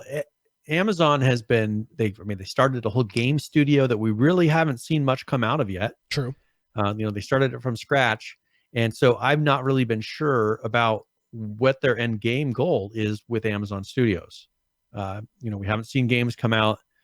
I haven't seen how they're planning on making money off of it. Is this going to be a Prime thing? Is this going to be another Prime perk? What is it that they're hoping to do with this? And so this will be a really good thing to see, because it'll kind of give us an idea. It'll give us some answers of, okay, well, where is Amazon going with all of this?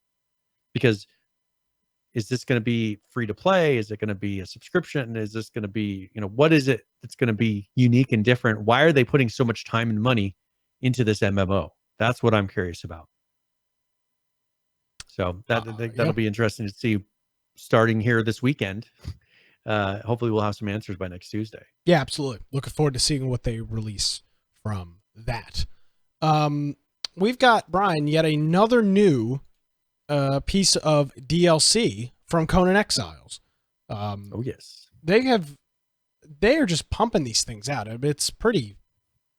I mean, it's almost. I want to say it's funny. It's not, but it's not. Like they're just constantly grinding away at these pieces of DLC. So this new one here is called Riders of Hyboria, and Now, and I want to make one comment really quick before we play this. okay, So their reviews very positive recently, mostly positive overall. wow. And that's just Oops, a lot of sorry. times. Freaking Steam autoplay. No, gotta love it. But that's the thing is, a lot of times when, like with this, when they start putting out kind of visual updates, and you'll see that they're lacking in some other area. But if you look, they've actually been improving in what people's opinions of it are. They've been putting out updates. And this is this a free DLC? I think this is an included, right? I'm not sure. I don't see a price point on it. Yeah, and so I'm wondering if I think this is included in the base game. So, anyways, I know that they're including mounts now in the game. So, all right, let's take a look at the trailer here, and then we'll be back to discuss right after this.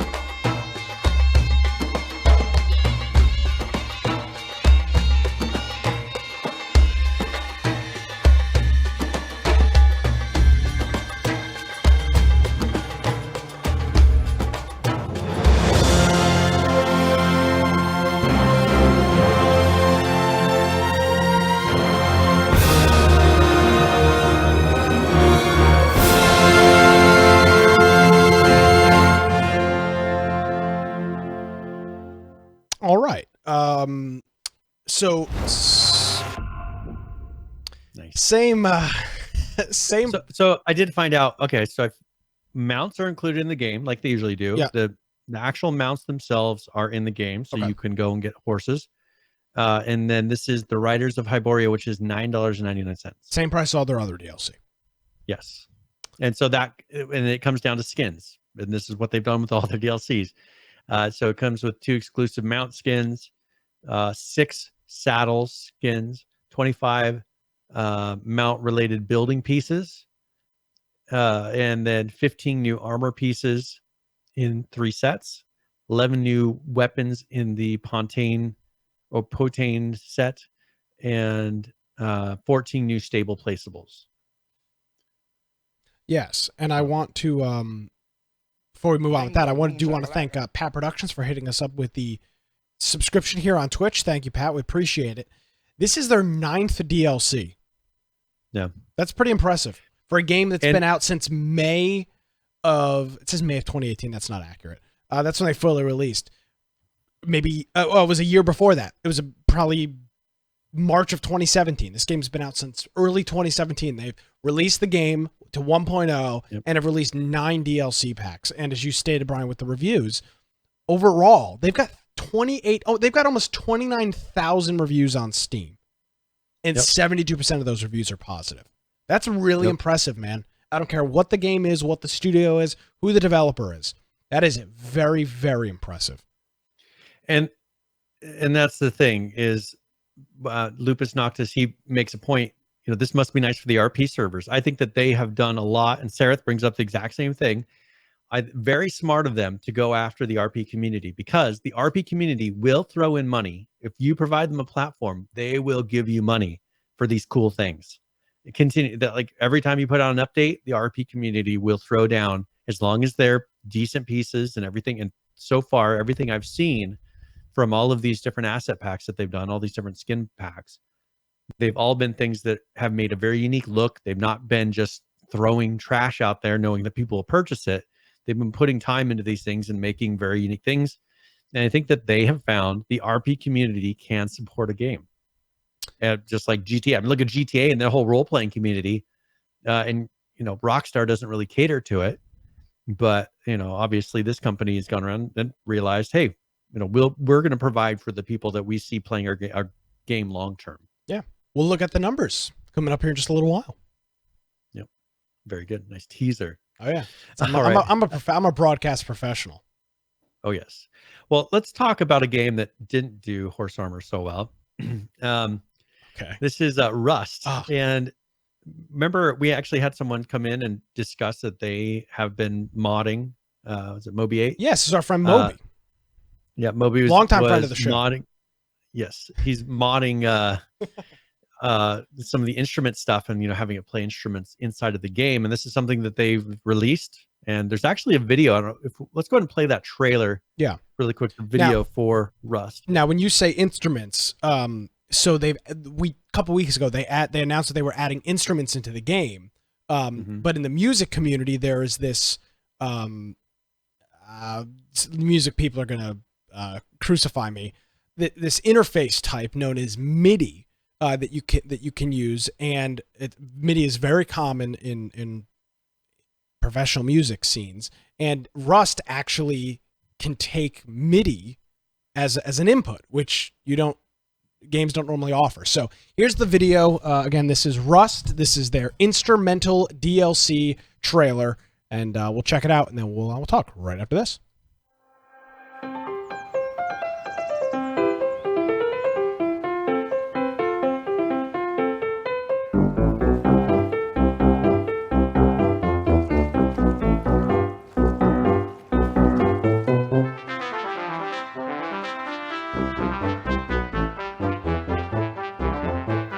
Here comes the copyright strike.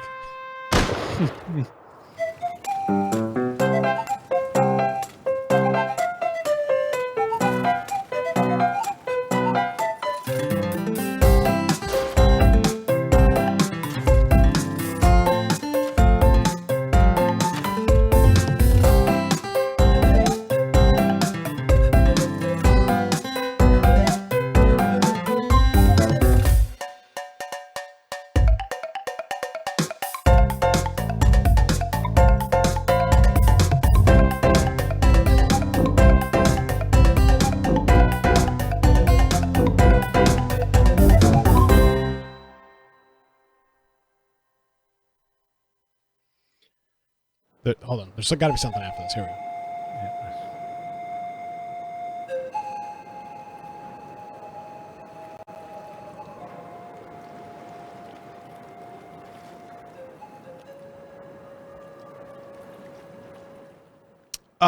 Do we think Shadowfrax made that video?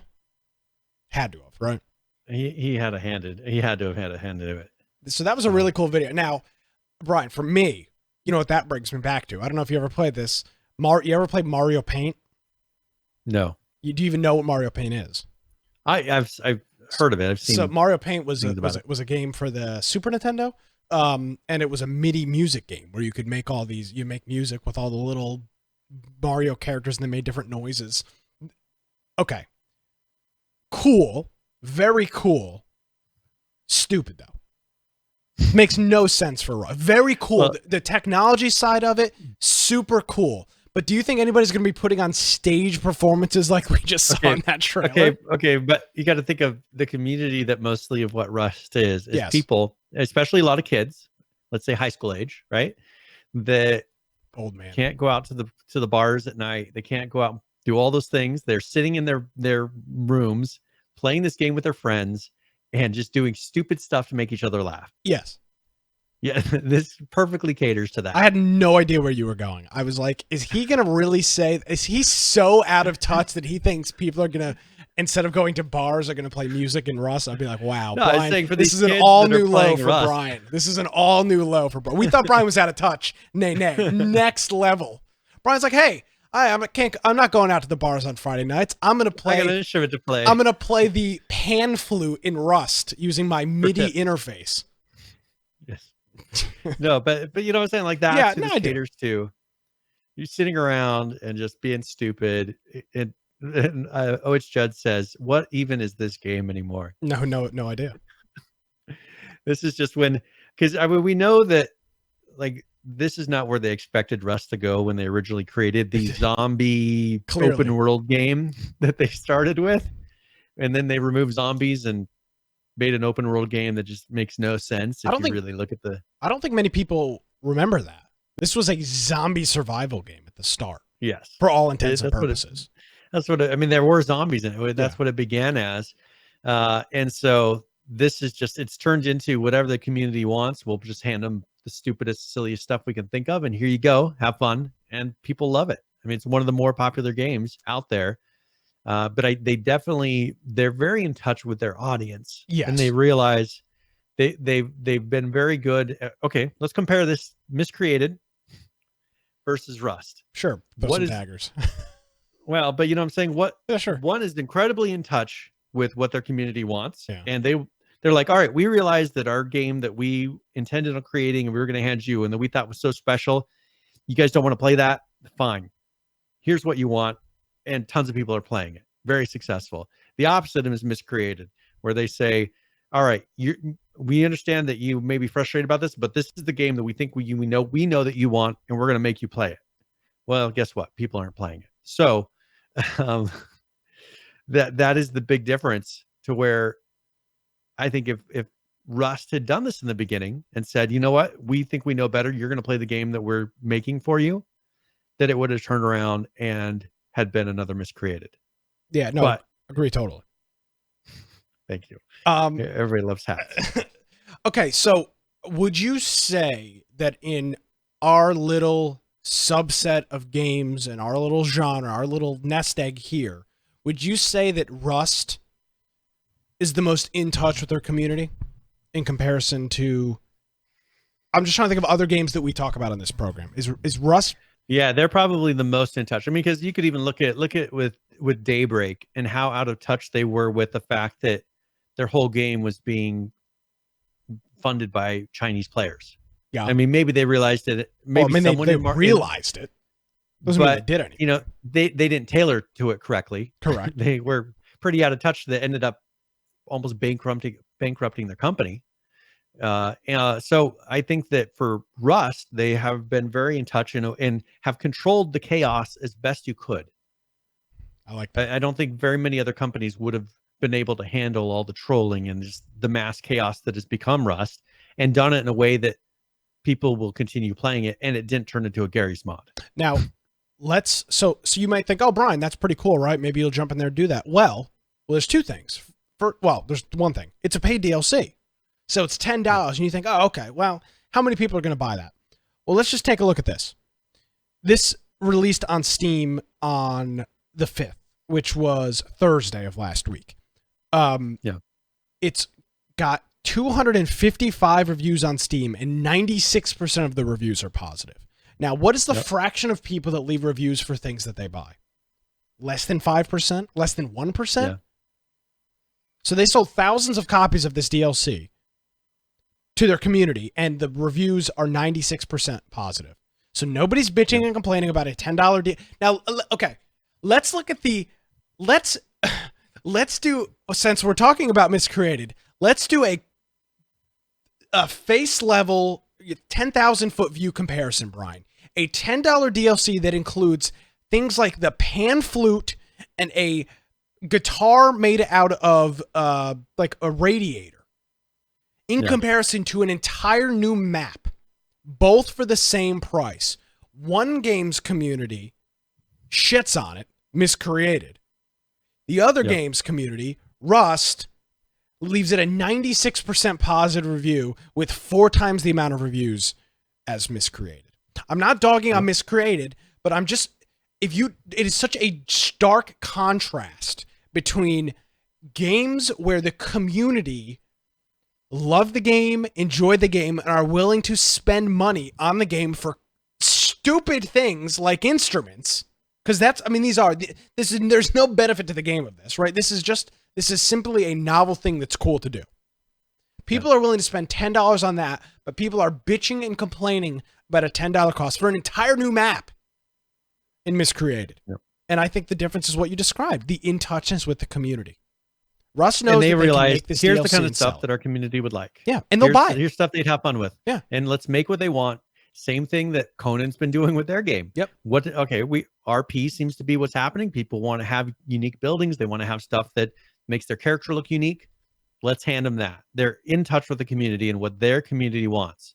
Maybe when they started Conan, they weren't expecting it to be, they probably figured it would be more of a survival game, less about, base building and what your character looks like and all that. But you know what? They realized here's the primary consumer of our product. Let's make what they want. And I think that I don't remember hearing anyone asking in Miscreated for a new map.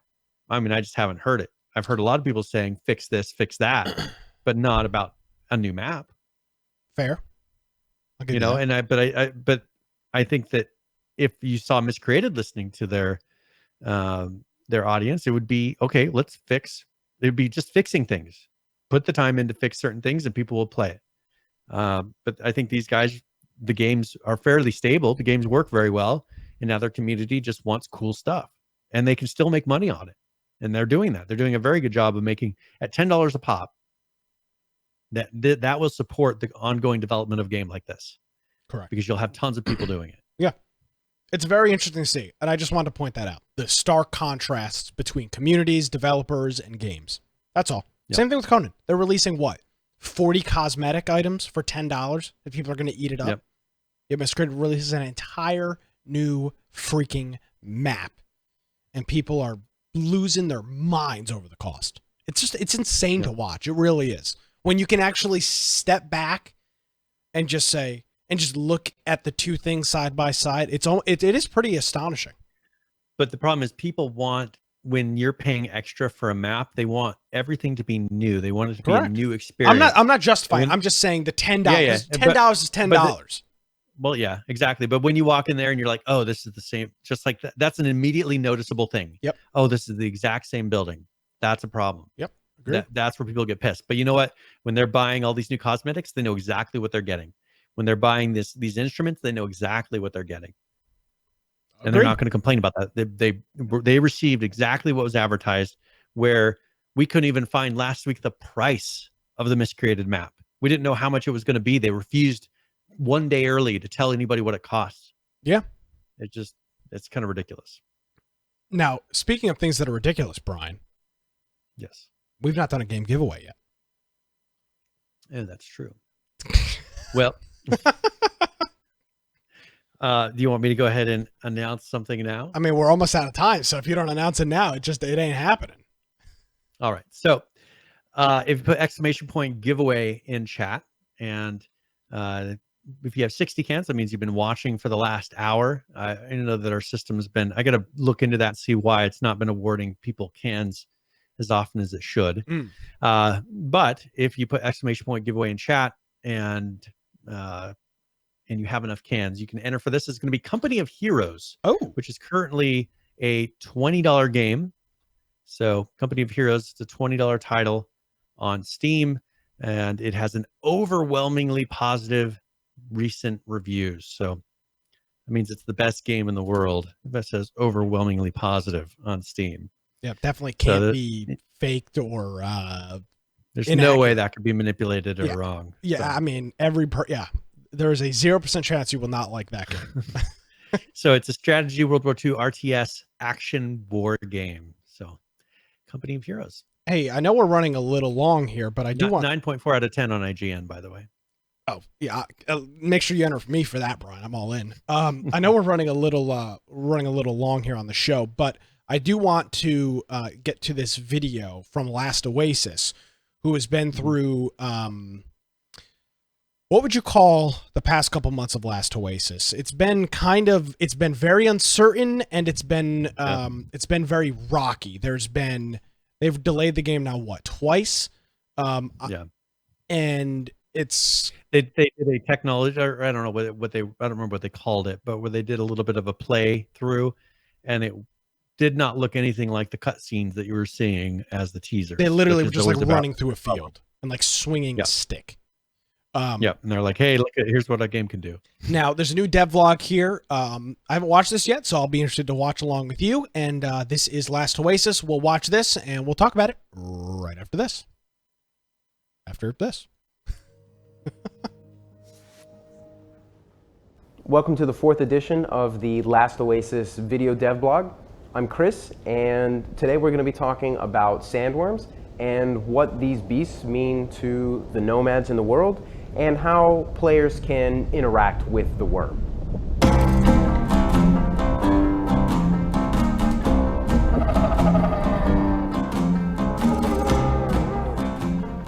So as far as the nomads know, the sandworms are the largest creatures in the world.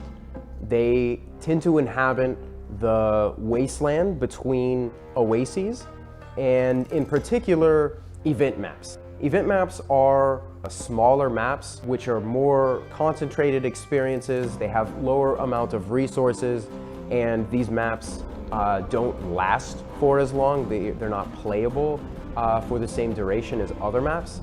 So to experience the worm, players will go to these event maps that are sort of the homes for these creatures. Every player will really know where to go to find one. They won't necessarily know if it's alive, or if some other faction has killed it, or maybe more importantly, if it's currently being hunted by another group. Because the worms are so valuable, it's likely that when you are fighting the worm, at some point you'll probably have to deal with some other players who also want the worm. So this just makes the fight that much more dynamic and interesting. So unlike most other games, in Last Oasis, the sandworm is a purely physical creature. Now, what this means is that when you're fighting it, it's not going to be constrained to some specific animation or some specific area where you encountered it in the first place. It's actually capable of moving across any landscape on the map, and it can completely demolish any player-built structures or anything that is in its path. So you really have to make sure that you're very well prepared and that you're not trying to go up against the worm with a single walker. That would be completely suicidal. So this also means that the worm can push and tumble walkers over, as well as the fact that players can pull and tumble and perhaps even pin the worm down if they're coordinated enough. So players that do manage to defeat the worm will be rewarded with large amounts of some of the most valuable resources in the game, and will therefore be able to craft some of the most valuable items as well. Alright guys, so that's it for Last Oasis devlog number 4, and I really hope you guys enjoyed it. Make sure to wishlist us and follow us on Steam. It'll just provide a notification anytime we post updates. So that's it. See you next time. Thanks. Alright. Brian, I'm going to be honest. The entire time I watched that, all I could think about was the Alaskan bullworm from SpongeBob. You ever seen this episode of SpongeBob? I don't think so. What season is it from? I don't. There's like 900 seasons of SpongeBob. I don't know. I know. I haven't seen that one yet. The Alaskan bullworm, it crushes the entire city. It's pretty funny. We'll show it in the post show. But yeah, that's all I can imagine was the Alaskan bullworm. Now, all that aside, I feel like what we saw has been very I don't know what the word I'm looking for. It's been very consistent with all of the pre-rendered footage that we've seen, which to me is not going to, guys, we've said it. We get it. Trailers don't accurately depict games. Totally understand. I have no faith in what I see from pre-produced video with them. They've lost that. They've lost my confidence in that regard. Because we saw what, like half a dozen videos, and then we saw the play test, and there was grass and sticks. Yep. For like 8 minutes.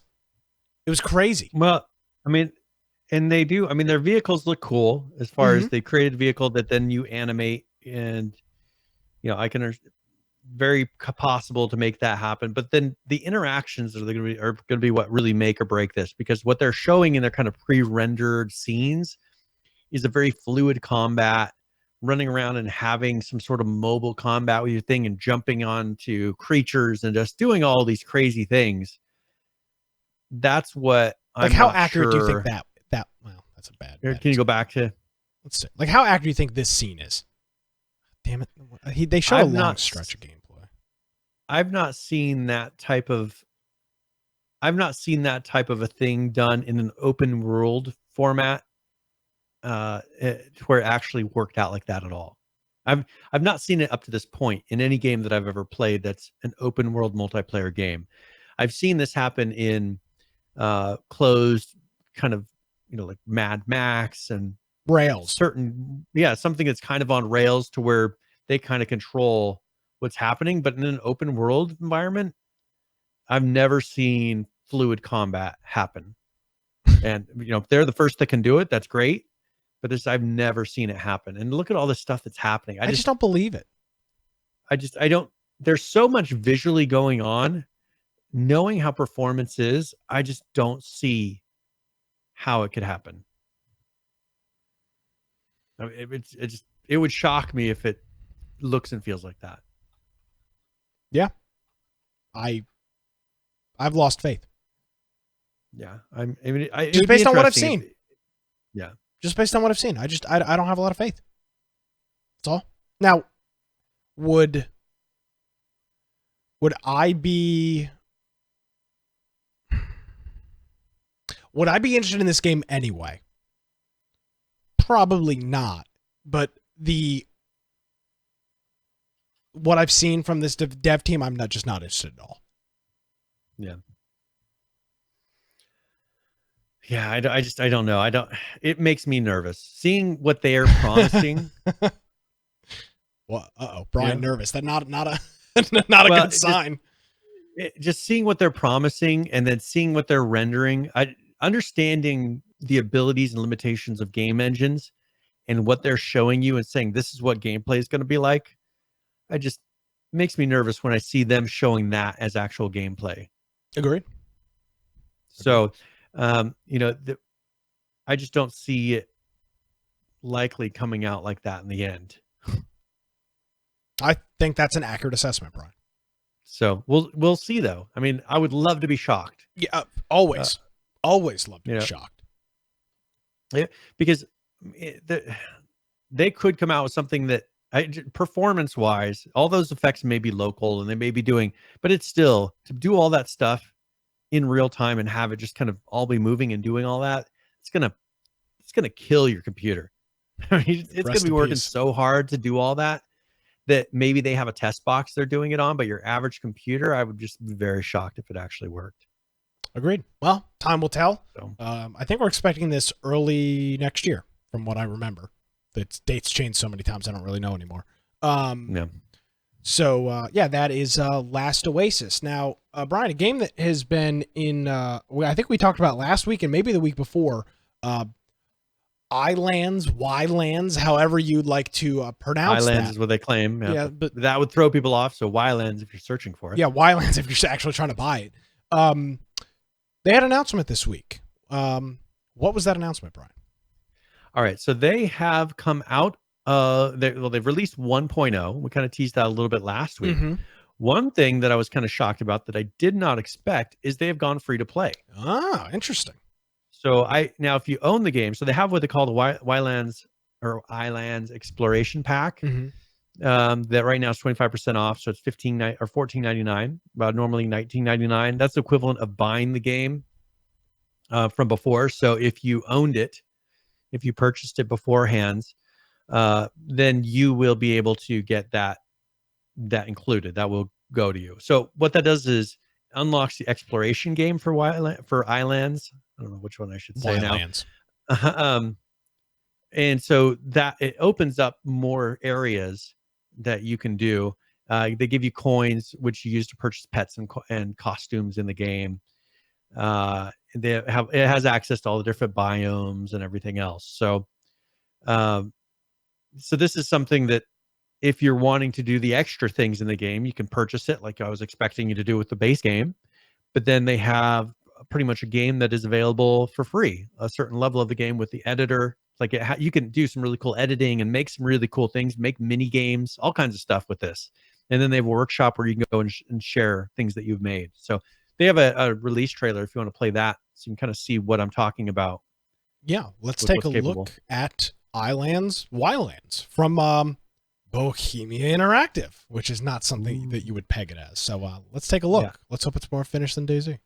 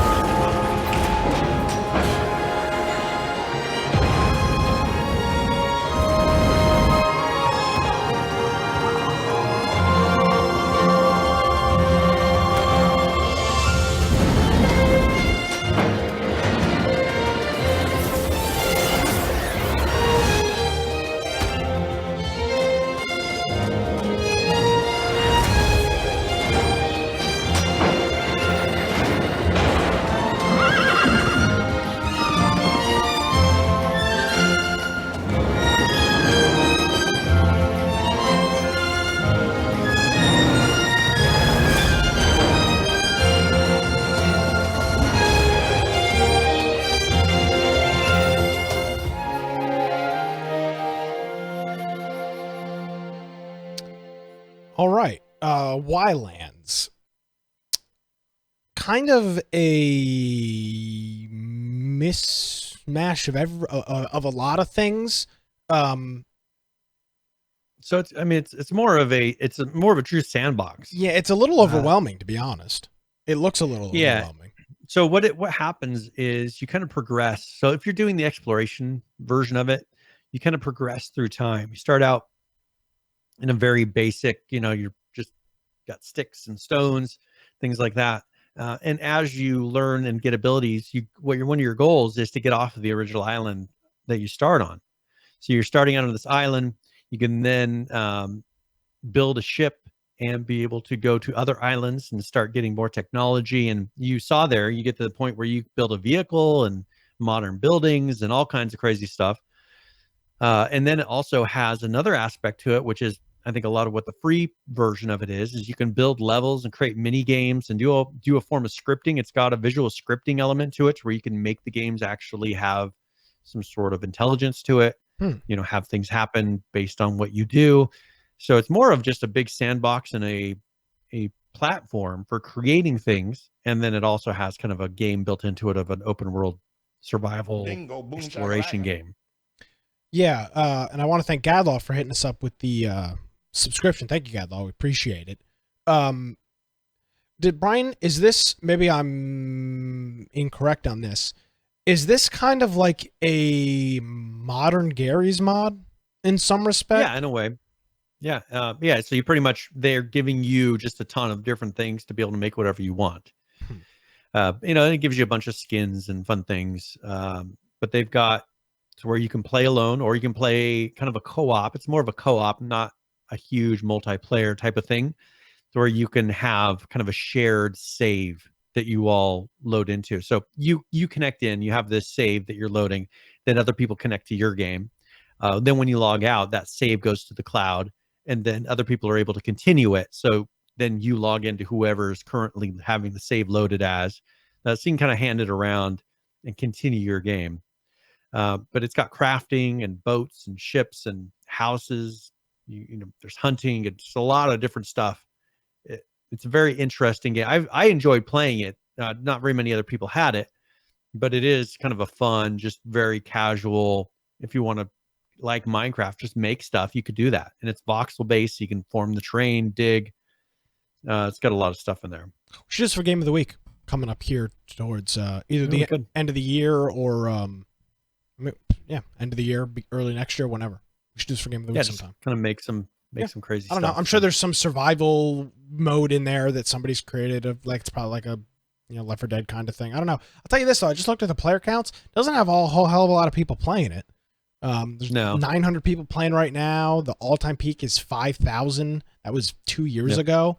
So hopefully them as a free-to-play game, they're just trying to get people playing, I guess. And there's probably not a ton of people that even know, unless you're watching it like I am. How would you have known that it would release? That's why you got to watch the podcast. I mean, Squad, you got to infect your friends. That's right. That's what we say. Regularly. Yeah. So anyway, that's Ylands, if you're interested in that. Make sure you're running a firewall. And yes, and what that, like I was explaining, visual scripting, just so people, when I say visual scripting, what does that mean? Unreal Engine, one thing that you do is visual scripting called blueprints, and allows people who don't have a strong background in programming to be able to do a lot of stuff that normally wouldn't make sense. This right here, they've done a form of visual scripting that allows you to, let's say, someone walks up to a certain point and then you want that to trigger some sort of action happening in another part of the game, make it like an actual game. The visual scripting will help you do that without having to understand a lot of programming code. So that may be just for people that are interested in the idea of game development or even automation. This would be an interesting thing that they could, and great for kids too, teaching them robotics and those kind of concepts. This is the kind of thing you'd want to do. Absolutely. Check that out. It's free. I mean, there's literally no excuse not to. Can't beat that. Yeah, there's no excuse not to play it. Brian, before we go any further, I do want to read. We always ask for feedback from people. If we talk about a game that that you play all the time and we're off base on it, or if you agree with us, whatever it may be, we always ask for people's feedback. And I got to give a shout out to Phantom24 in our Discord, who was listening to our show, has listened to our show the past couple of weeks, and we've talked about VR for about the last 3 weeks. We've had some VR news every week. And he put a post in our Discord and said, was just listening to the show about Half-Life Alyx a bit. I'm a VR guy. I have a Rift S and a Quest, and you're not wrong. It's a chicken or egg thing. For more AAA content, you need more of a user base. To get a bigger user base, you need more worthwhile games. There are some AAA quality games that are exclusive to Oculus. He lists off a couple of those different ones, but they are still exclusives, and it's just not enough. There are a few games, Boneworks, Half-Life, Medal of Honor, a couple of Walking Dead games coming out in the next few weeks, 2 months, that will hopefully bring more fully featured games and therefore more people. So even from somebody that is all in on that that community, he's got 2 devices, the Rift S and the Quest.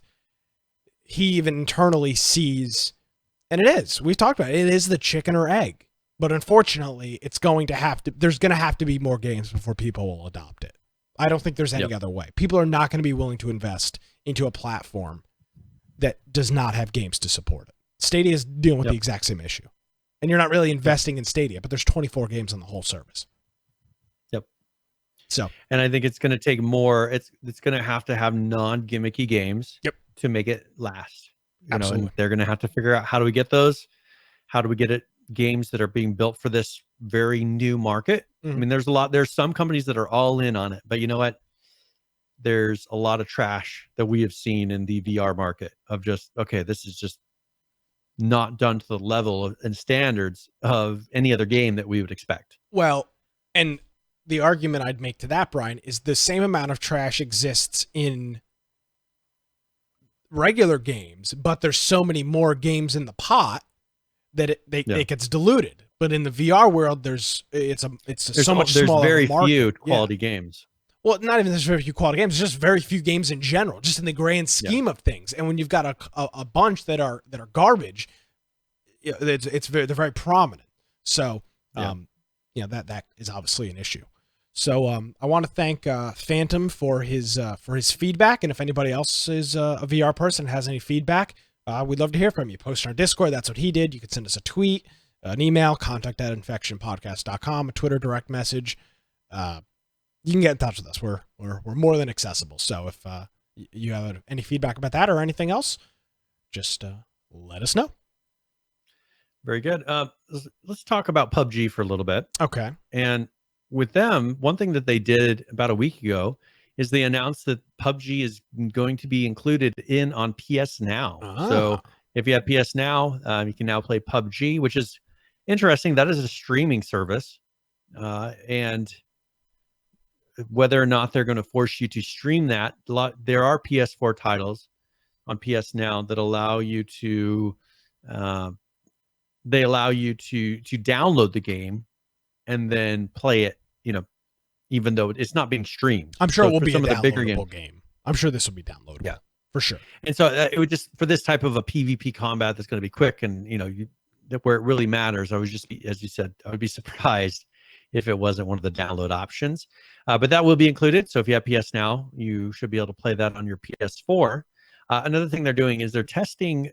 Now, remember we had announced, I think last week, the PUBG Labs, where they're going through and testing new features inside of PUBG, and it's kind of like an opt-in type of a setup. So you can turn around and say, all right, I want to opt in and try this new feature. It'll then enable that on your account, and then you can try it out. So that's something that with this they're calling blue hole mode, and it's a different mechanic for the collapsing zone.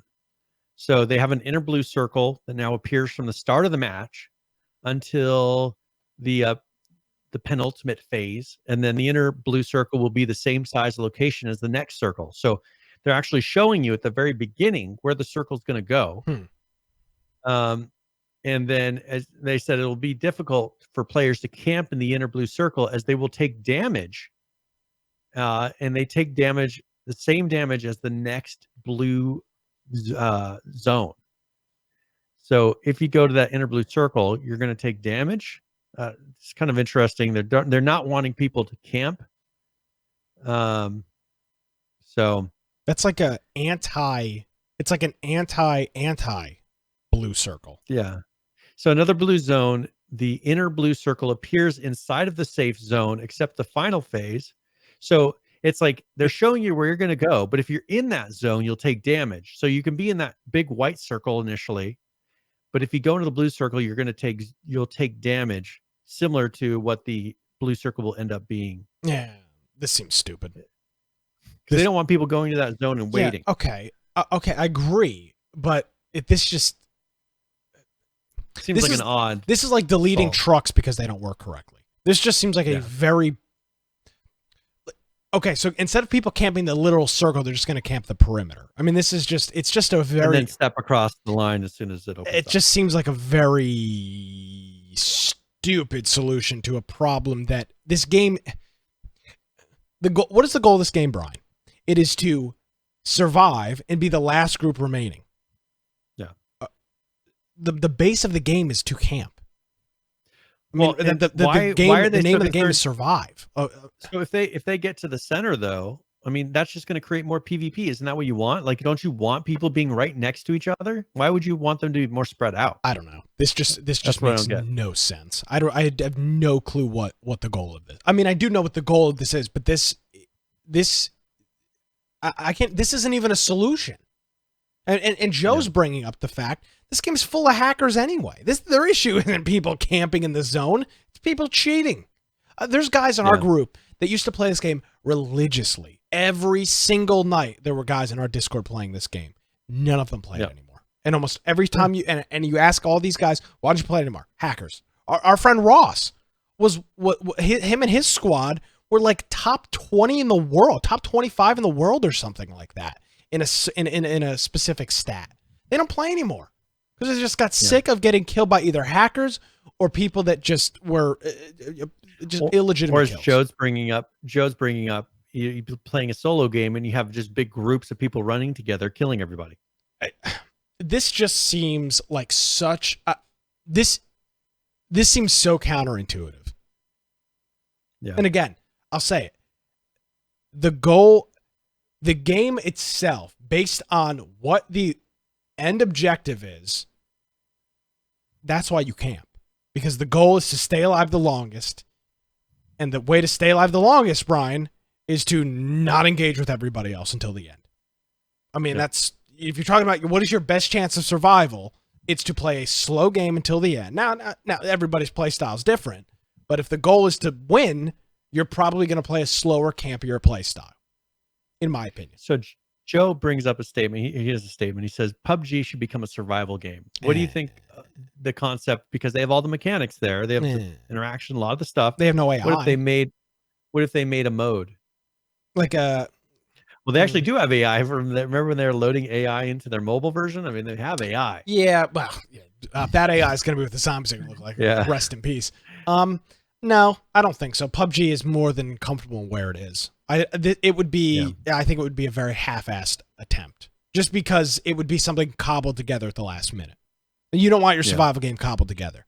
In my opinion, if you want... We're used to that. Well, okay, but the argument I'd make against that is if they're going to make a legitimate survival game, you want them only worrying about and only dealing with the survival game. Survival, yeah. Instead, they're going to be dealing with which is what Just Survive became, an afterthought. Yeah, which is exactly what this will become, because you have 300,000 people playing the PUBG, the battle royale version, and 2,000 schmucks like us playing the survive mode. They're not going to care. So no, I mean, I think it's a cool idea, but I think it would just be terrible. Yep. So, and another thing they announced are the holiday skins. There's a video for that if you want to play that really quick. Yeah. Just showing off some of the new skins and some of the cool things that you can do in game. Ooh.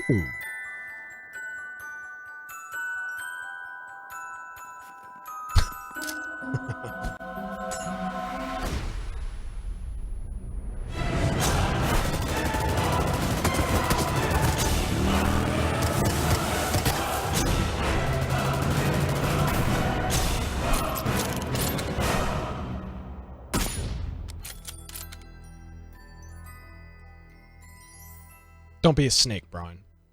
Yeah. That's what we learned from the video. Very good. So they have the sweater, and they have a gingerbread onesie. They have the Car 98 skin, the gingerbread mask, the Yule scarf. I do like the gingerbread mask. Yes. Pretty the fun. North Pole operator pants, and the peppermint presents set. So What are the cost on those these are damn things? yeah, $2.99, $7.99. The scarf is 99 cents. Yeah. Which, people are complaining. So for that Car 98 skin, it's $9.99. That's the cost of the DLCs, the last two DLCs what we've talked about. For a Car 98 skin. And okay. Yeah. That took them 3 hours to make. Okay. And guess what? People are willing to buy that. People are going to buy them. Yeah. I mean, if nobody buys it, if you compare that to the loot crates prices that people were paying in the 0.01% chance or 0.001% chance that would have been that they could have gotten that top skin, it's a this steal. is cheaper. Oh yeah. It's a bargain. Cheaper. Huh. I know. So if you're comparing it to that, then this is much more fair than it used to be. At least there's slight understanding of the cost now, where there wasn't one before. Yeah.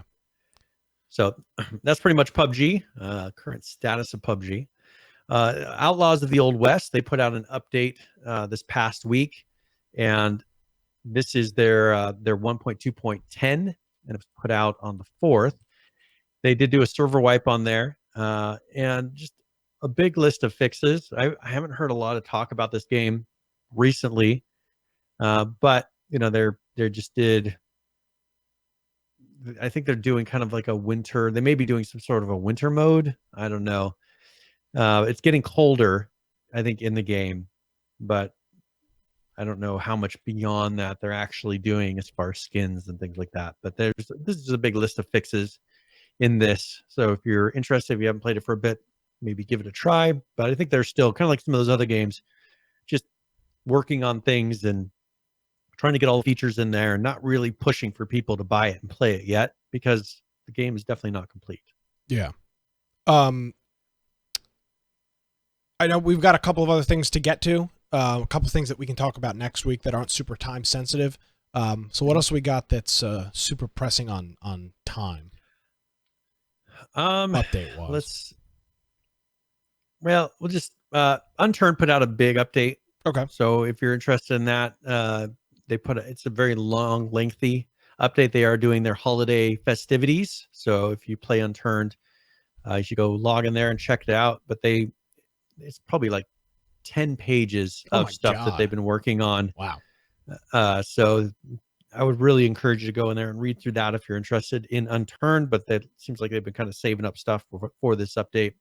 Yeah, good for them. And and that's pretty good. No Man's Sky put out an update for the 2.2.3. Remember they did the 2.2s, and then they put out some hot fixes. It's just a list of fixes for their recent one. So if you have been playing the Synthesis patch, then this would be an update to that, just bug fixes for it.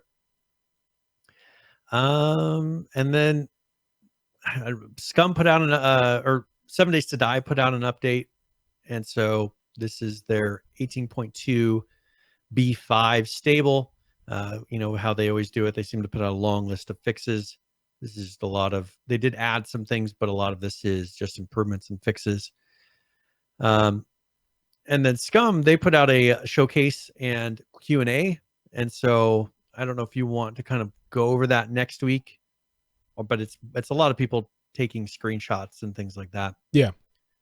But we can maybe show some of those off next week. I think other than that, there's some updates, but nothing pressing that we really need to cover. Yes, and if you want to check out some of those links or images or other things that maybe we just didn't have a chance to get to, you can do so, as always, as you have been able to do for 250 some odd weeks now on our website, infectionpodcast.com. We have links to everything on there.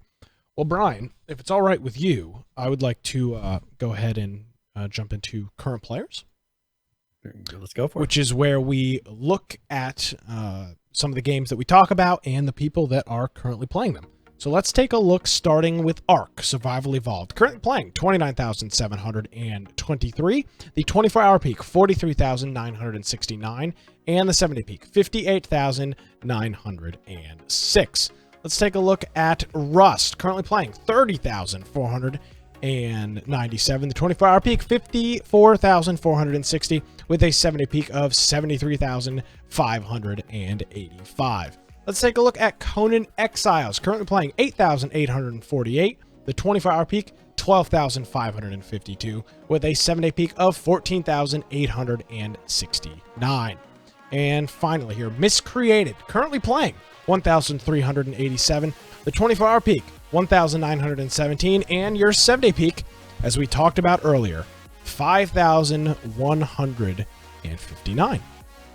And that is current players, Brian. Some of the games, and the people that are currently playing them. Very good. Well, let's go and let's roll into tip of the week. And this is where either I give a general gaming tip or one about a specific game. So since we probably will be playing Conan Exiles here pretty soon, I have a feeling, I figured I would do that for tip of the week.